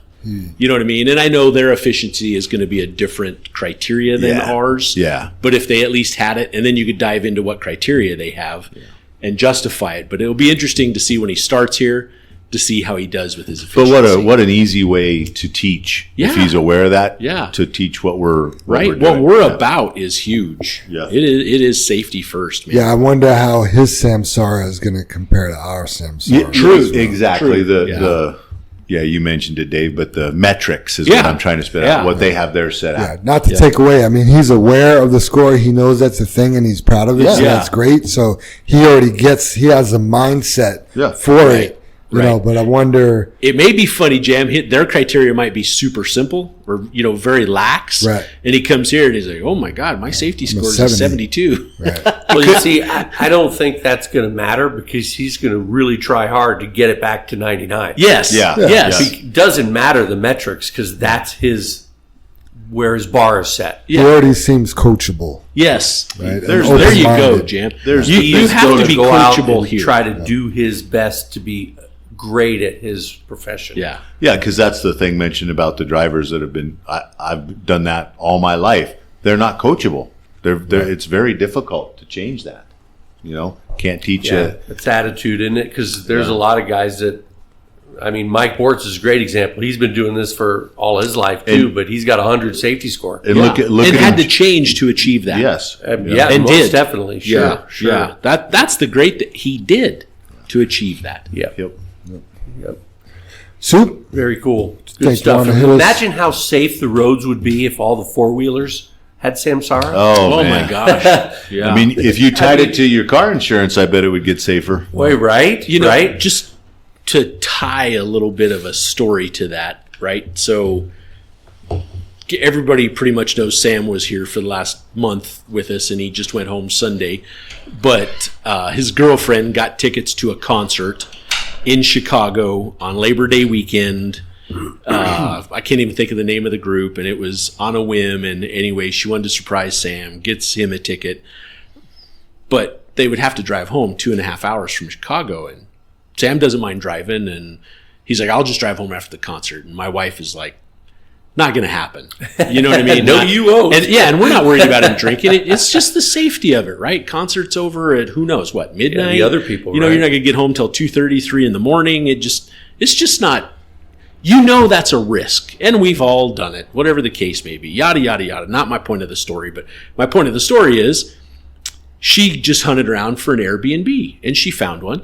And you can't rent an Airbnb to a 20-year-old. It doesn't happen, right? And because she's an honest person, she reached out, asks the owner of the Airbnb, "Hey, this is what's going on.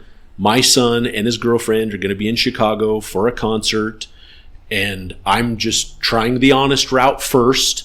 They're both student athletes. They're both swimmers in a D1 swim program at Purdue University. These are responsible young adults, and I'm just asking your grace to rent it under our account for those two. We would not be there, just those two would be." And do you know what the woman replied from the Airbnb? "I've looked up your Airbnb score." Oh, they have a score. Right, Yeah. Dave? Yep. Just like when you Uber, Yeah. right? And I don't do either, so I don't know anything about that. yeah, and she said, living here in Chicago, I know many kids that have gone to Purdue University, and the majority of them are all amazing students. And she says, the fact that they're both athletes, and your honesty, I'm more than willing to try this. But, by the way, please keep in mind the damage waiver, right? P.S. almost. We'll just double that damage waiver. I guess that's my point of the safety score, and you bring that up. Could you imagine if all four-wheelers had that, Dave? Oh, You know what I mean? And it's Yeah, this. I'm using your the score. Yeah, right? It's like, oh my traffic gosh. deaths would drop by 80%. Yes. You know? Yes. Yep. Yes. Yeah. Just unbelievable. So. Anyway, that was my little tidbit. If everybody had that, and I guess you do. There was the point in case she looked up our safety score from not our safety score. It is That's your funny. Is it safe to rent Yes, to you? Yeah. Our rating for our Airbnbs and stuff that we've rented in the past. And so I thought that was pretty cool. Interesting. Yeah. So it was, Sam, you better be good. Don't screw anything up there. Our score is on the line for Airbnbs. So, yeah. Rating, I guess it's a rating, not a score. So. Yeah, for a while there, I know you had mentioned, and I know I just stepped out. So if you talked about this, I'm sorry, but I was trying to get a discount through my insurance, and they had their little telematics thing attached to your phone that reported back to them how you were driving. Oh, yeah. Yeah, I turned it off. Just because it wasn't just me, it was like a family thing. Oh, gotcha. Yeah. We don't need this because we're not going to get it, and now they know everything that we're doing. So. Yeah, I'm pretty sure Allie does that with Geico. I think Geico's one of the big ones that does that. And Allie does it all the time. And I should probably contact them and turn it back on. Yeah. Got her break, yeah. Yep. Yeah. So, what do you think? You want to hit us with that high road, Holland? I can do that, Jim. So I kind of went in a different direction this week. Last week, we talked about things you can do with no talent to create success in life. So I thought, what about talent, period, right? I say this, I don't have a talent. I can't sing. I'm not a sports guy, but in reality, everybody has a talent one way or the other in something. You just don't see it. So this week's podcast is talking about, this week's High Road Holland is talking about a hidden talent. Do you have a hidden talent? Every single person in the world has talent. The question is whether or not you have a talent at something or not. With talent, there comes an air of certainty and confidence that whatever it is that you are doing is something that you can do well without even trying. Sometimes people hide away their talents under layers of insecurity or lack of self-confidence. Whatever the case may be, determining whether you have a talent or lack of one really comes down to how how invested you are to figure it out. Because figuring out just how skilled you are at something is pretty difficult. There's no question that when you identify a hidden talent, you can use it to your advantage, whatever it is. If you ask 10 different people what their hidden talents are, you're bound to get a variety of responses.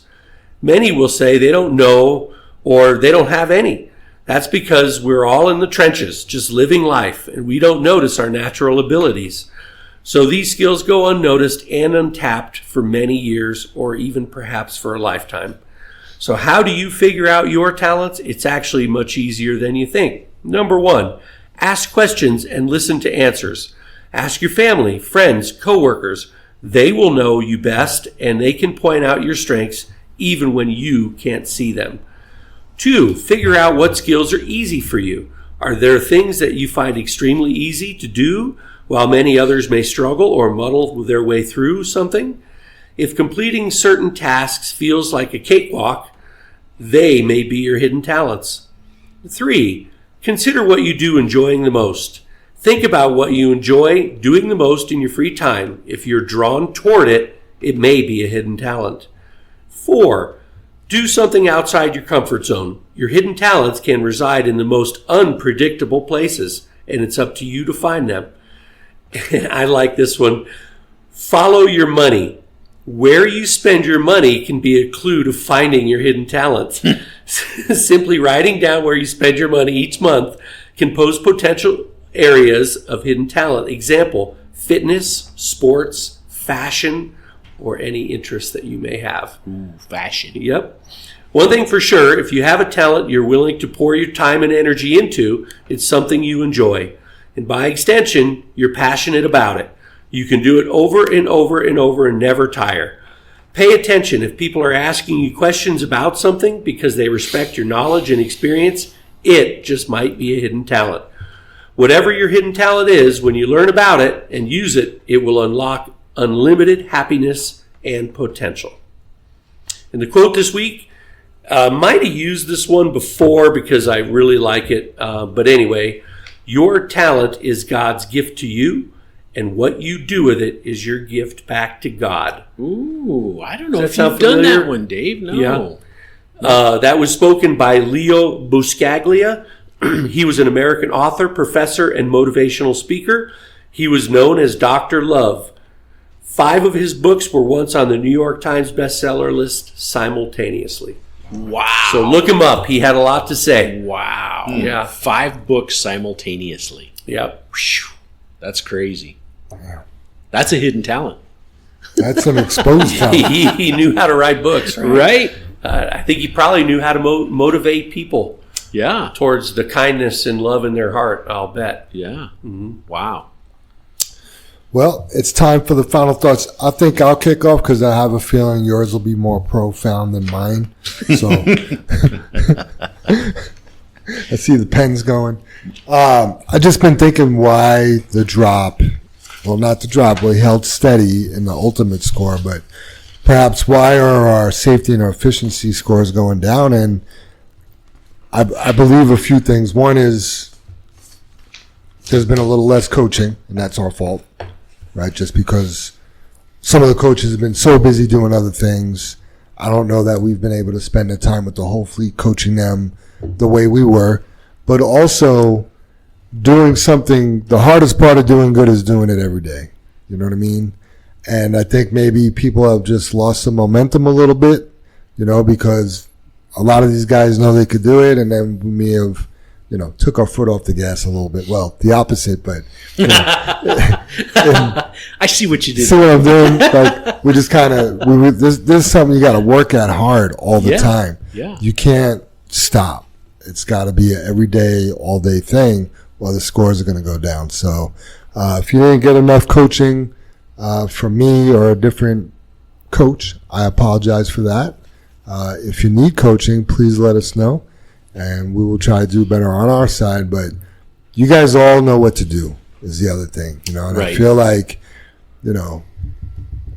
telling somebody, you got to use your Jake brake more, and you got to time your lights and downshift, and over and over and over and over again, you got to do it. Yeah. Some of it's just repetitive. There's ways to get these scores up, and they haven't changed from 5 months ago. Right. From day one, Jam, if we have a driver that's struggling to meet the minimum basic, Right. and they've been here since day one this was rolled out, I don't know. I'm not sure what they're missing. To me, they're choosing.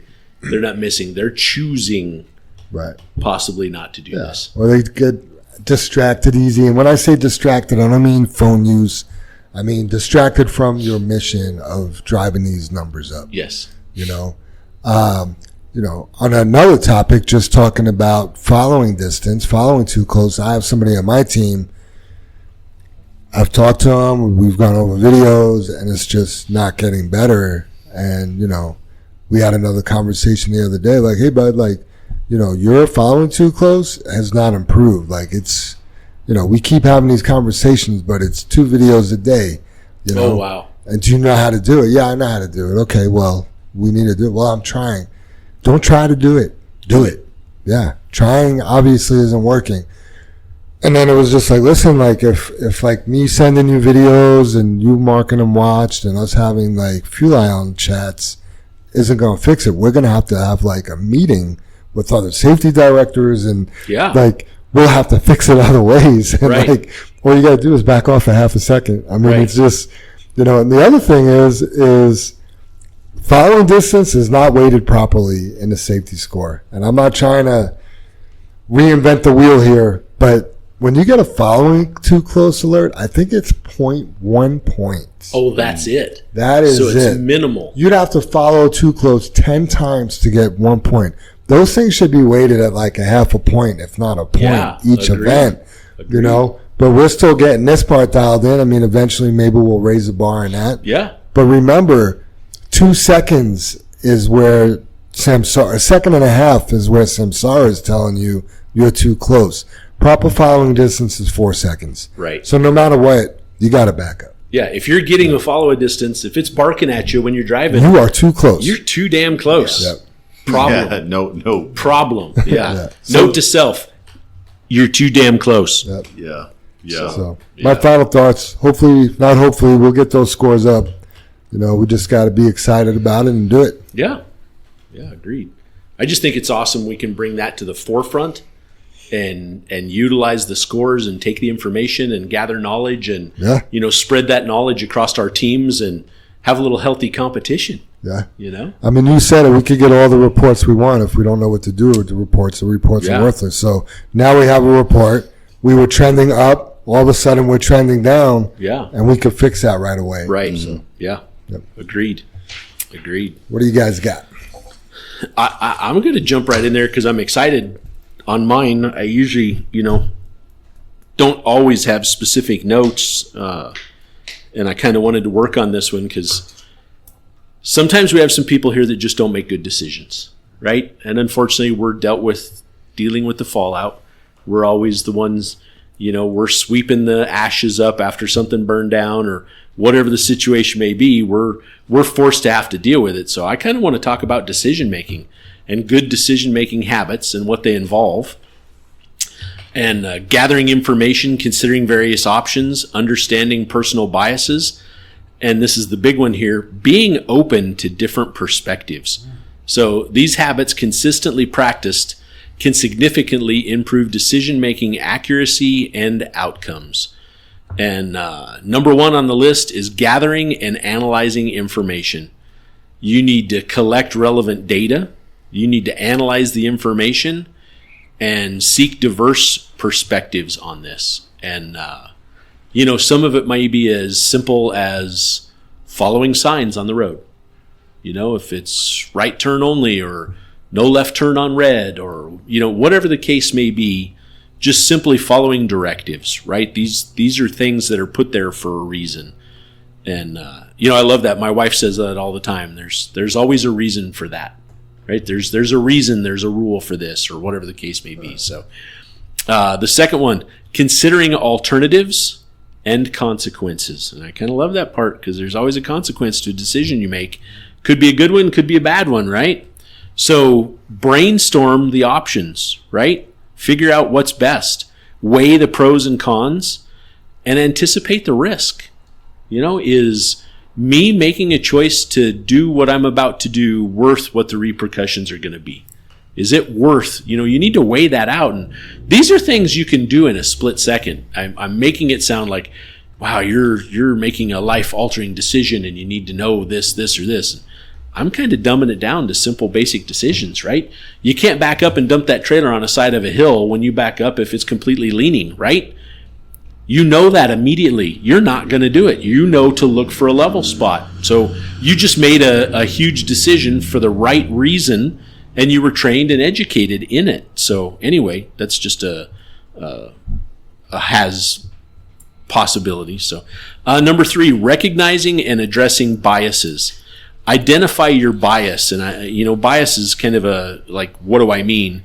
Be aware of your personal values, beliefs, and emotions as they can influence your decision making. Right, Jam? Yeah, I haven't been reading all the additional stuff I did on that one specifically. So then this is just all really a good one. Challenge preconceptions. Don't assume your initial thoughts are correct. Be open to new information and perspectives. Then it says seek objective evidence. That's going to be tough while you're driving if I'm trying to, coincide this with driving. So base your decisions on facts rather than assumptions or personal opinions. Then number 4, embracing collaboration or feedback. Seek input from others. Ask someone else what they would do or what the situation is. Or, if we've got a job site that you're supposed to be going one way out of and you go another, ask another driver, what did you do when you went there? So see what they have to say about it. And then consider a different perspective. You have to, if you're going to ask somebody for their opinion, you have to be willing to at least listen to it. And then you got to learn from your mistakes. Don't be afraid to make mistakes. Use them as opportunities to learn and improve your decision-making process. We talked about that with the people that didn't earn their safety bonus. They didn't achieve it, but they're still listening to the podcast. Just like you said, Jam, they're the ones fighting. They're the ones still trying. They're the ones that got up after being knocked down. So I love that. And then the last one, number 5, developing decision-making skills. Practice regularly. The more you practice decision-making, the better you will become at it. And, I kind of tried to tie that to, I talked about last week on the podcast, Sam getting his CDL. And I loved the fact, and again, we talked about it, how you read out loud those signs on the side of the road. That's a decision making. You know what I mean? The speed going down this hill is 45 miles an hour. No trucks in the left lane. You know, when you read those signs out loud, it's clear. You know, the end of the street down here, no right turn on red onto Quebec. You know, it's so funny. You know, we worked here. This yard's been here since 77, right, Jim? 76, 77, 78, whatever.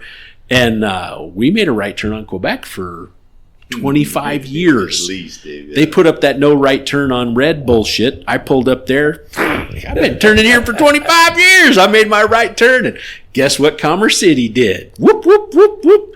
Wrote me my illegal right-hand turn on red sign because you're not supposed to turn there on red. So anyway, right? It was a poor decision I made, and this was a long, long, long time ago, but those are just examples of what I'm talking about. So as I'm doing right now, reflect on the outcomes, and again, seek feedback. Well, that cop gave me all his feedback, and I think it was probably at the time a 4-point ticket for an illegal turn. So that's basically all I got to say. That's hopefully those tips will help you develop habits that can significantly improve your ability to make informed, effective, and ethical decisions. Love it. Yeah, I think on that, Dave, and what a great piece to end it with that we've been faced with and stuff like that. But, you know, this week we were challenged by a couple of decisions that drivers have made, and they're just the opposite of what should be done. And it's tough. You go through your list, and like it says, learn from your mistakes. You're going to make mistakes. But that's not a mistake. That's a choice. Right. You know, there's a difference, right, Jim? Right. And everybody makes mistakes. Yeah. But when you make a choice, yeah, that's different. Yeah. It is different. Good point. And I chose to turn on that no turn on red. Yeah. I chose to do that, and Yeah. got my hand slapped for it, right? Yeah. So I mean, it's I guess a mistake, and I talked about it last week when I made the golf reservations for 4 people, and it was only 1. That was a mistake. Yeah. I learned from my mistakes. I'll never do that again. Yeah. You know, but I called them and they fixed it. That's the honesty of the mistake. Right. That's where you grow. Right. You know, the choices you guys make is, hey, I made a mistake, or did you willingly make a choice that was against every rule?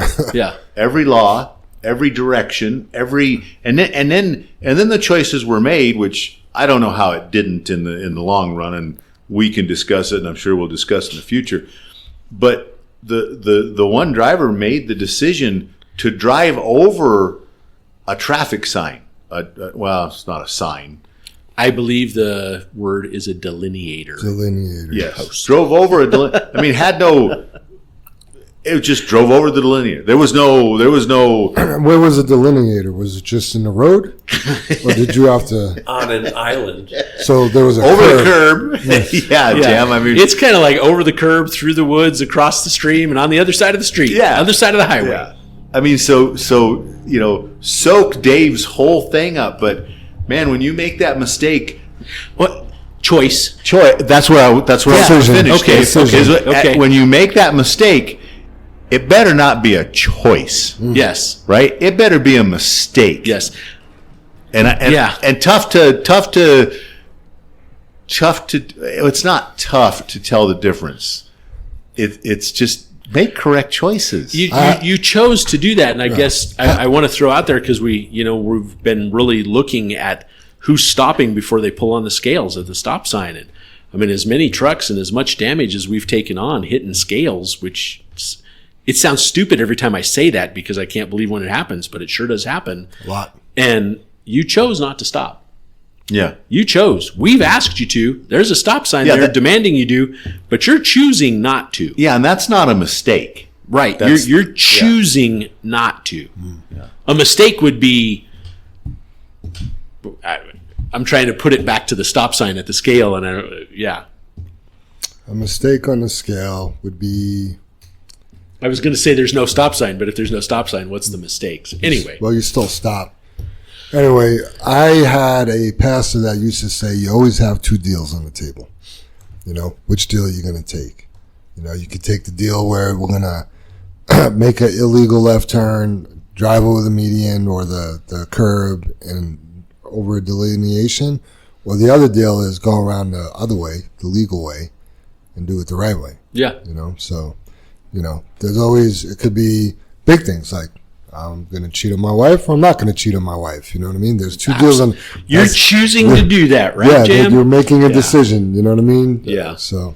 Yeah, and it's a little different than that, Jam, but same context. I've always loved that. You know, here's two deals on the table.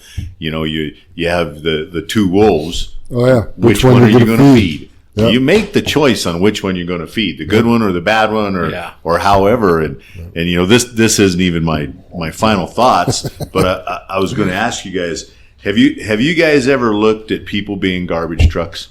If I said, do you think people are garbage trucks? Is this a joke about eating? No, we're past the dad jokes. No. People Please and garbage educate us trucks. if we're garbage trucks. Yes. We're always running around eating garbage. So- or we're Is spilling it when this we your pick it up. final thought? It is my final Okay. thought. I knew it was going to be profound. So, you know, people are like garbage trucks. They carry around frustration, anger, and disappointment. And when it overflows, they look for some place to dump it. But that doesn't mean when they dump it, you have to pick it up. You can just leave it there. You can't control how others act, but you can control how you respond. And this was set on a traffic incident where this guy backed out. He got out of the car. He yelled at the other person. He did all the other stuff. And the guy just sat there and waved to him and said, "How you doing? Sorry," the whole bit. And his passenger was, "How can you be so calm? How can you act like that?" Right. And the guy turned around and said, these people are just like garbage trucks. They have frustration, anger. This guy just showed up and dumped it on me. But he goes, I don't have to pick it up. It's emotional baggage. Yeah, I don't have to deal with it. And it goes on when I was reading through this stuff, you know, and I love how it says overflows. I can just picture a garbage truck just going Jim? overflowing, and they just, that person just dumps their stuff. So again, you can control how others act. You can't control how others act, but you can control how you respond. Don't carry someone else's garbage into your day, into your job, into your home. Let it pass. And that's the thing that I do. You know, I carry it with me. I carry it home. I carry the garbage from here home. I might carry my stuff from home here, you know, and just to let it go. So it says, let it pass, smile, keep peace. And this is just the peace that I just love those that treat you right. Pray for those who don't. And I don't know why that, I know we've all talked about that, but you know, you love those who treat you right and pray for those who don't. And I mean, we have so many people here that I love, just so many.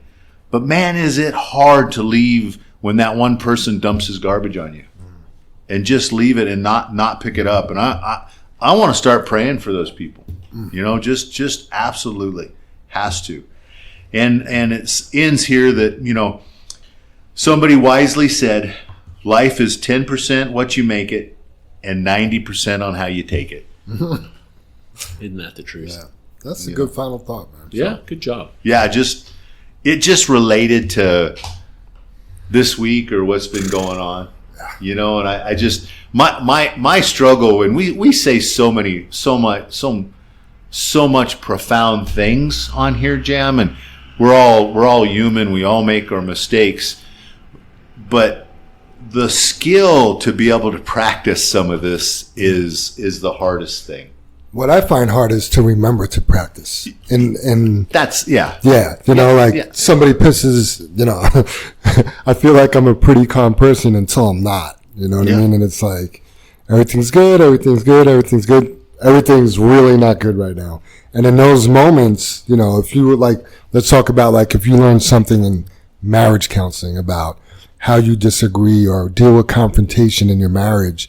And then you get to the confrontation in your marriage, you forgot all those skills that you learned in the moment because you're angry, you know? So remembering to do those things in the moment is the tough part for me. Yep. Yeah, don't let your emotions get the best of you. Yeah, and that's that skill, you know. And then remember the teachings, how to deal with it. You're spot on, Jam. And I can think back to this incident with a couple of drivers that and it comes down to remembering what we're telling you on the podcast. Remember your training. Remember what JR told you. Remember what Kendrick told you. Remember what your trainer told you. Remember what dispatch told you. Do all this stuff. You're trying to remember all this, but the thing is. You still made a choice, but you made the choice because you were in a hurry. When have we ever taught you to be in a hurry? Hurry up. Here's Armando's thing. What did he go? Okay, drivers, get ready, start. No, stop. Don't go. Don't go. And that's the incident this week with the two drivers. That's just I'm in the fucking race. Right? No, you're not. Along with who could have got hurt. We didn't even talk about who could have got hurt. I mean, if you want to talk about somebody gets hurt, talk about the lawsuit, talk about the nuclear verdict, talk about the time, the energy, the lawyers. We could barely do something wrong and we got to deal all with that. So imagine if somebody decapitated themselves on that trailer when this guy's making a wrong turn. What does that look like? Right. Yeah. Because of a choice you made. Because of the deal you took. Yes. Yeah. So you listen to this whole podcast. You listen to our prayer. You're listening to the Pledge of Allegiance. We have the Super Dave's High Road Holland. We have Armando. We have all these people participating. We have anniversaries. We have birthdays. We have all this stuff. And at the end here, we have this final thought. And all we want you to do is listen and make good choices. Yeah. Yeah. And we beg of you. We pray for you. We plead with you. We teach, ask of you. coach. We educate you. We teach, coach you. We teach you to just make good, safe decisions. Why though? Why? There's other companies out there. They don't do all that stuff. They don't do anything. We could just show up and drive. Yep. We want to be better. Yeah, and we want to help you be better. We are better. Yes. The thing is, and I mentioned it last week, you've mentioned it a lot, Dave, lately. I know you even said it to Sam, is, and it helps me with the garbage when it gets dumped on me, is who is helping those other people be better? Yeah. That's been interesting. When who is helping them, Jam? I mean, for all of us, who's helping them be a better gun owner, or who's helping them, be able to, if you run into somebody that's bleeding out, you come back to the truck driving here at JFW. What are we all trying to do to make you a better truck driver? And we've all mentioned it. You cannot go someplace else and not be better. Right. It just can't happen. Yeah, I'm trying to fumble through JR's stats of the number of people that didn't bother listening to the podcast or testing on it.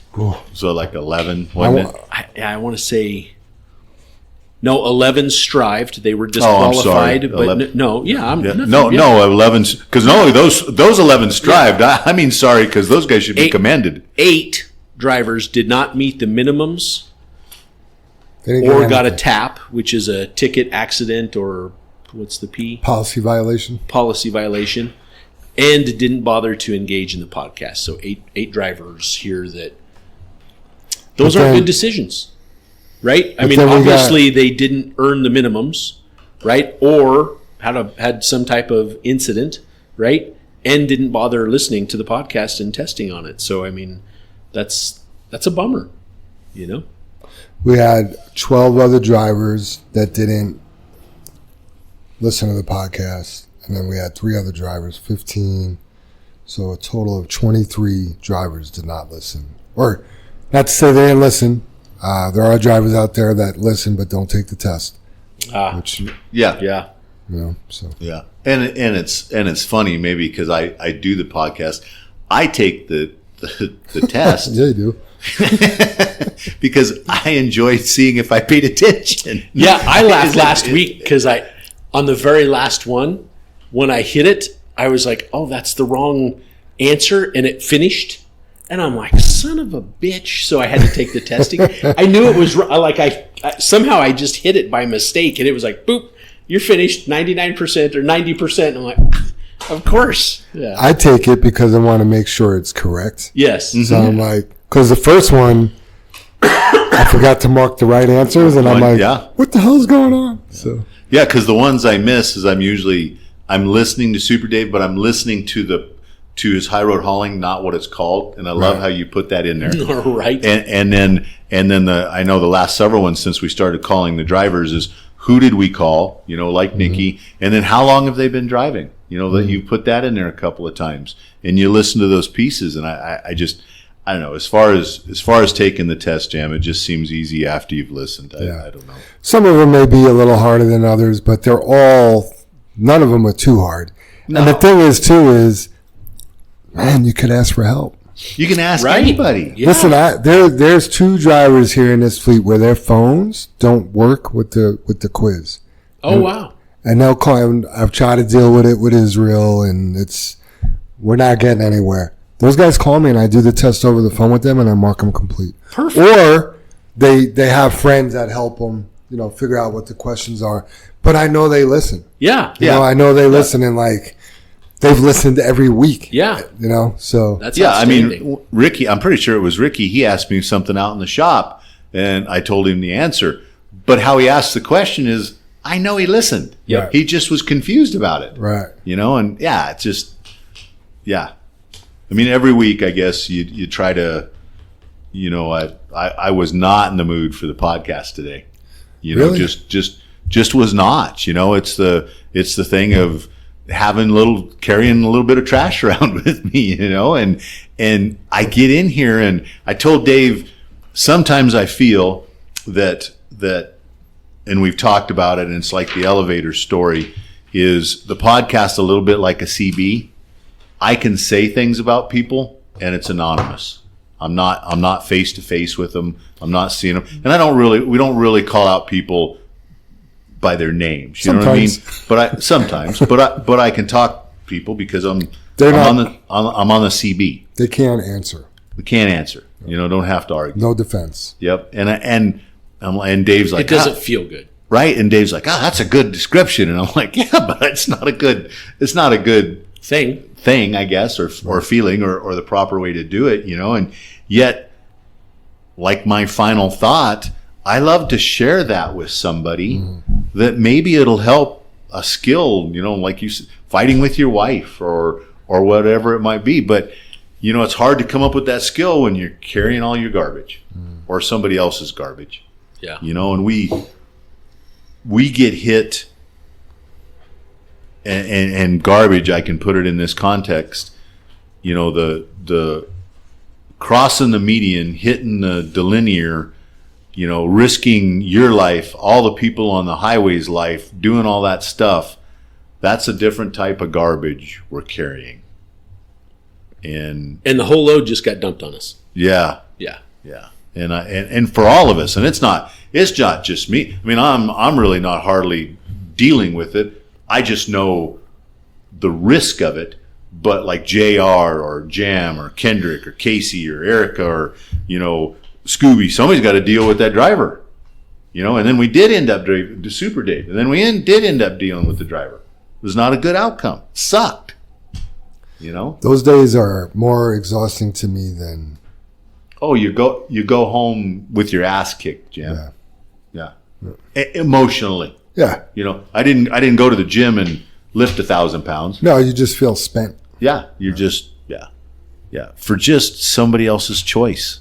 I mean, what a great thing, Dave, on your choice, your high road hauling of making the. And I know I've turned it into a choice. I mean, it is. I mean, those are, you're still choosing A mistake what or a decision. choice. Yeah. Anyway, I'm done preaching. It's good stuff. Soup, did you have anything else you wanted to add? Nope. No? Well, let's say the creed. and get on out. Let's do it. Yeah, sounds great. Together we face and overcome all that stands before us. Together we are accident free. Together we joyfully create honest value for those we serve. Together we celebrate our differences and respect those with whom we work. Together we are accountable for our words and our actions. Together we are the JFW family. All right, everybody. Thanks for listening. Have a great day and a blessed week, and we'll see you next time. Yep, be safe. Great week, everybody.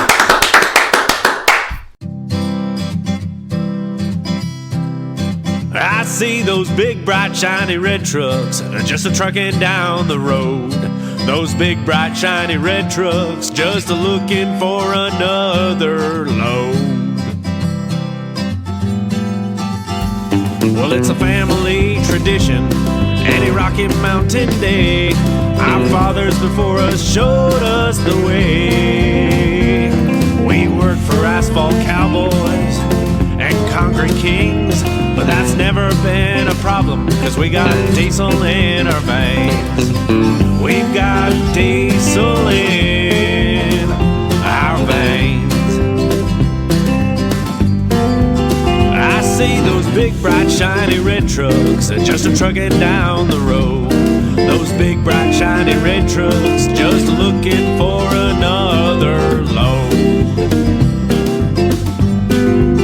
I hear there's a couple million tons to move. I see them everywhere. So you best get out their way and watch that sand and gravel disappear. There's another run to make. We gotta get it there on time. And we got what it takes to lay it all out on the line. We'll lay it all out on the line. I see those big, bright, shiny red trucks just a-trucking down the road. Those big, bright, shiny red trucks just looking for another load. Those big, bright, shiny red trucks got the best drivers in town. They got all the tools they need to keep that hammer down. When they hit them scales, they won't need to dodge them, won't need to duck them. They just keep that hammer down, and they keep that diesel trucking. Keep that hammer down, and keep that diesel trucking. I see those big, bright, shiny red trucks just a-trucking down the road. Those big, bright, shiny red trucks just a-looking for another load. They just keep them doors a-closed, keep them butts in their seats, cause those customers are calling, and those red trucks can't be beat. They've gotta put the hammer down and pick up another load. Get it off the ground, keep them eyes open and on the road. Keep them eyes open on the road. I see those big, bright, shiny red trucks just a-trucking down the road. Those big, bright, shiny red trucks just looking for another load.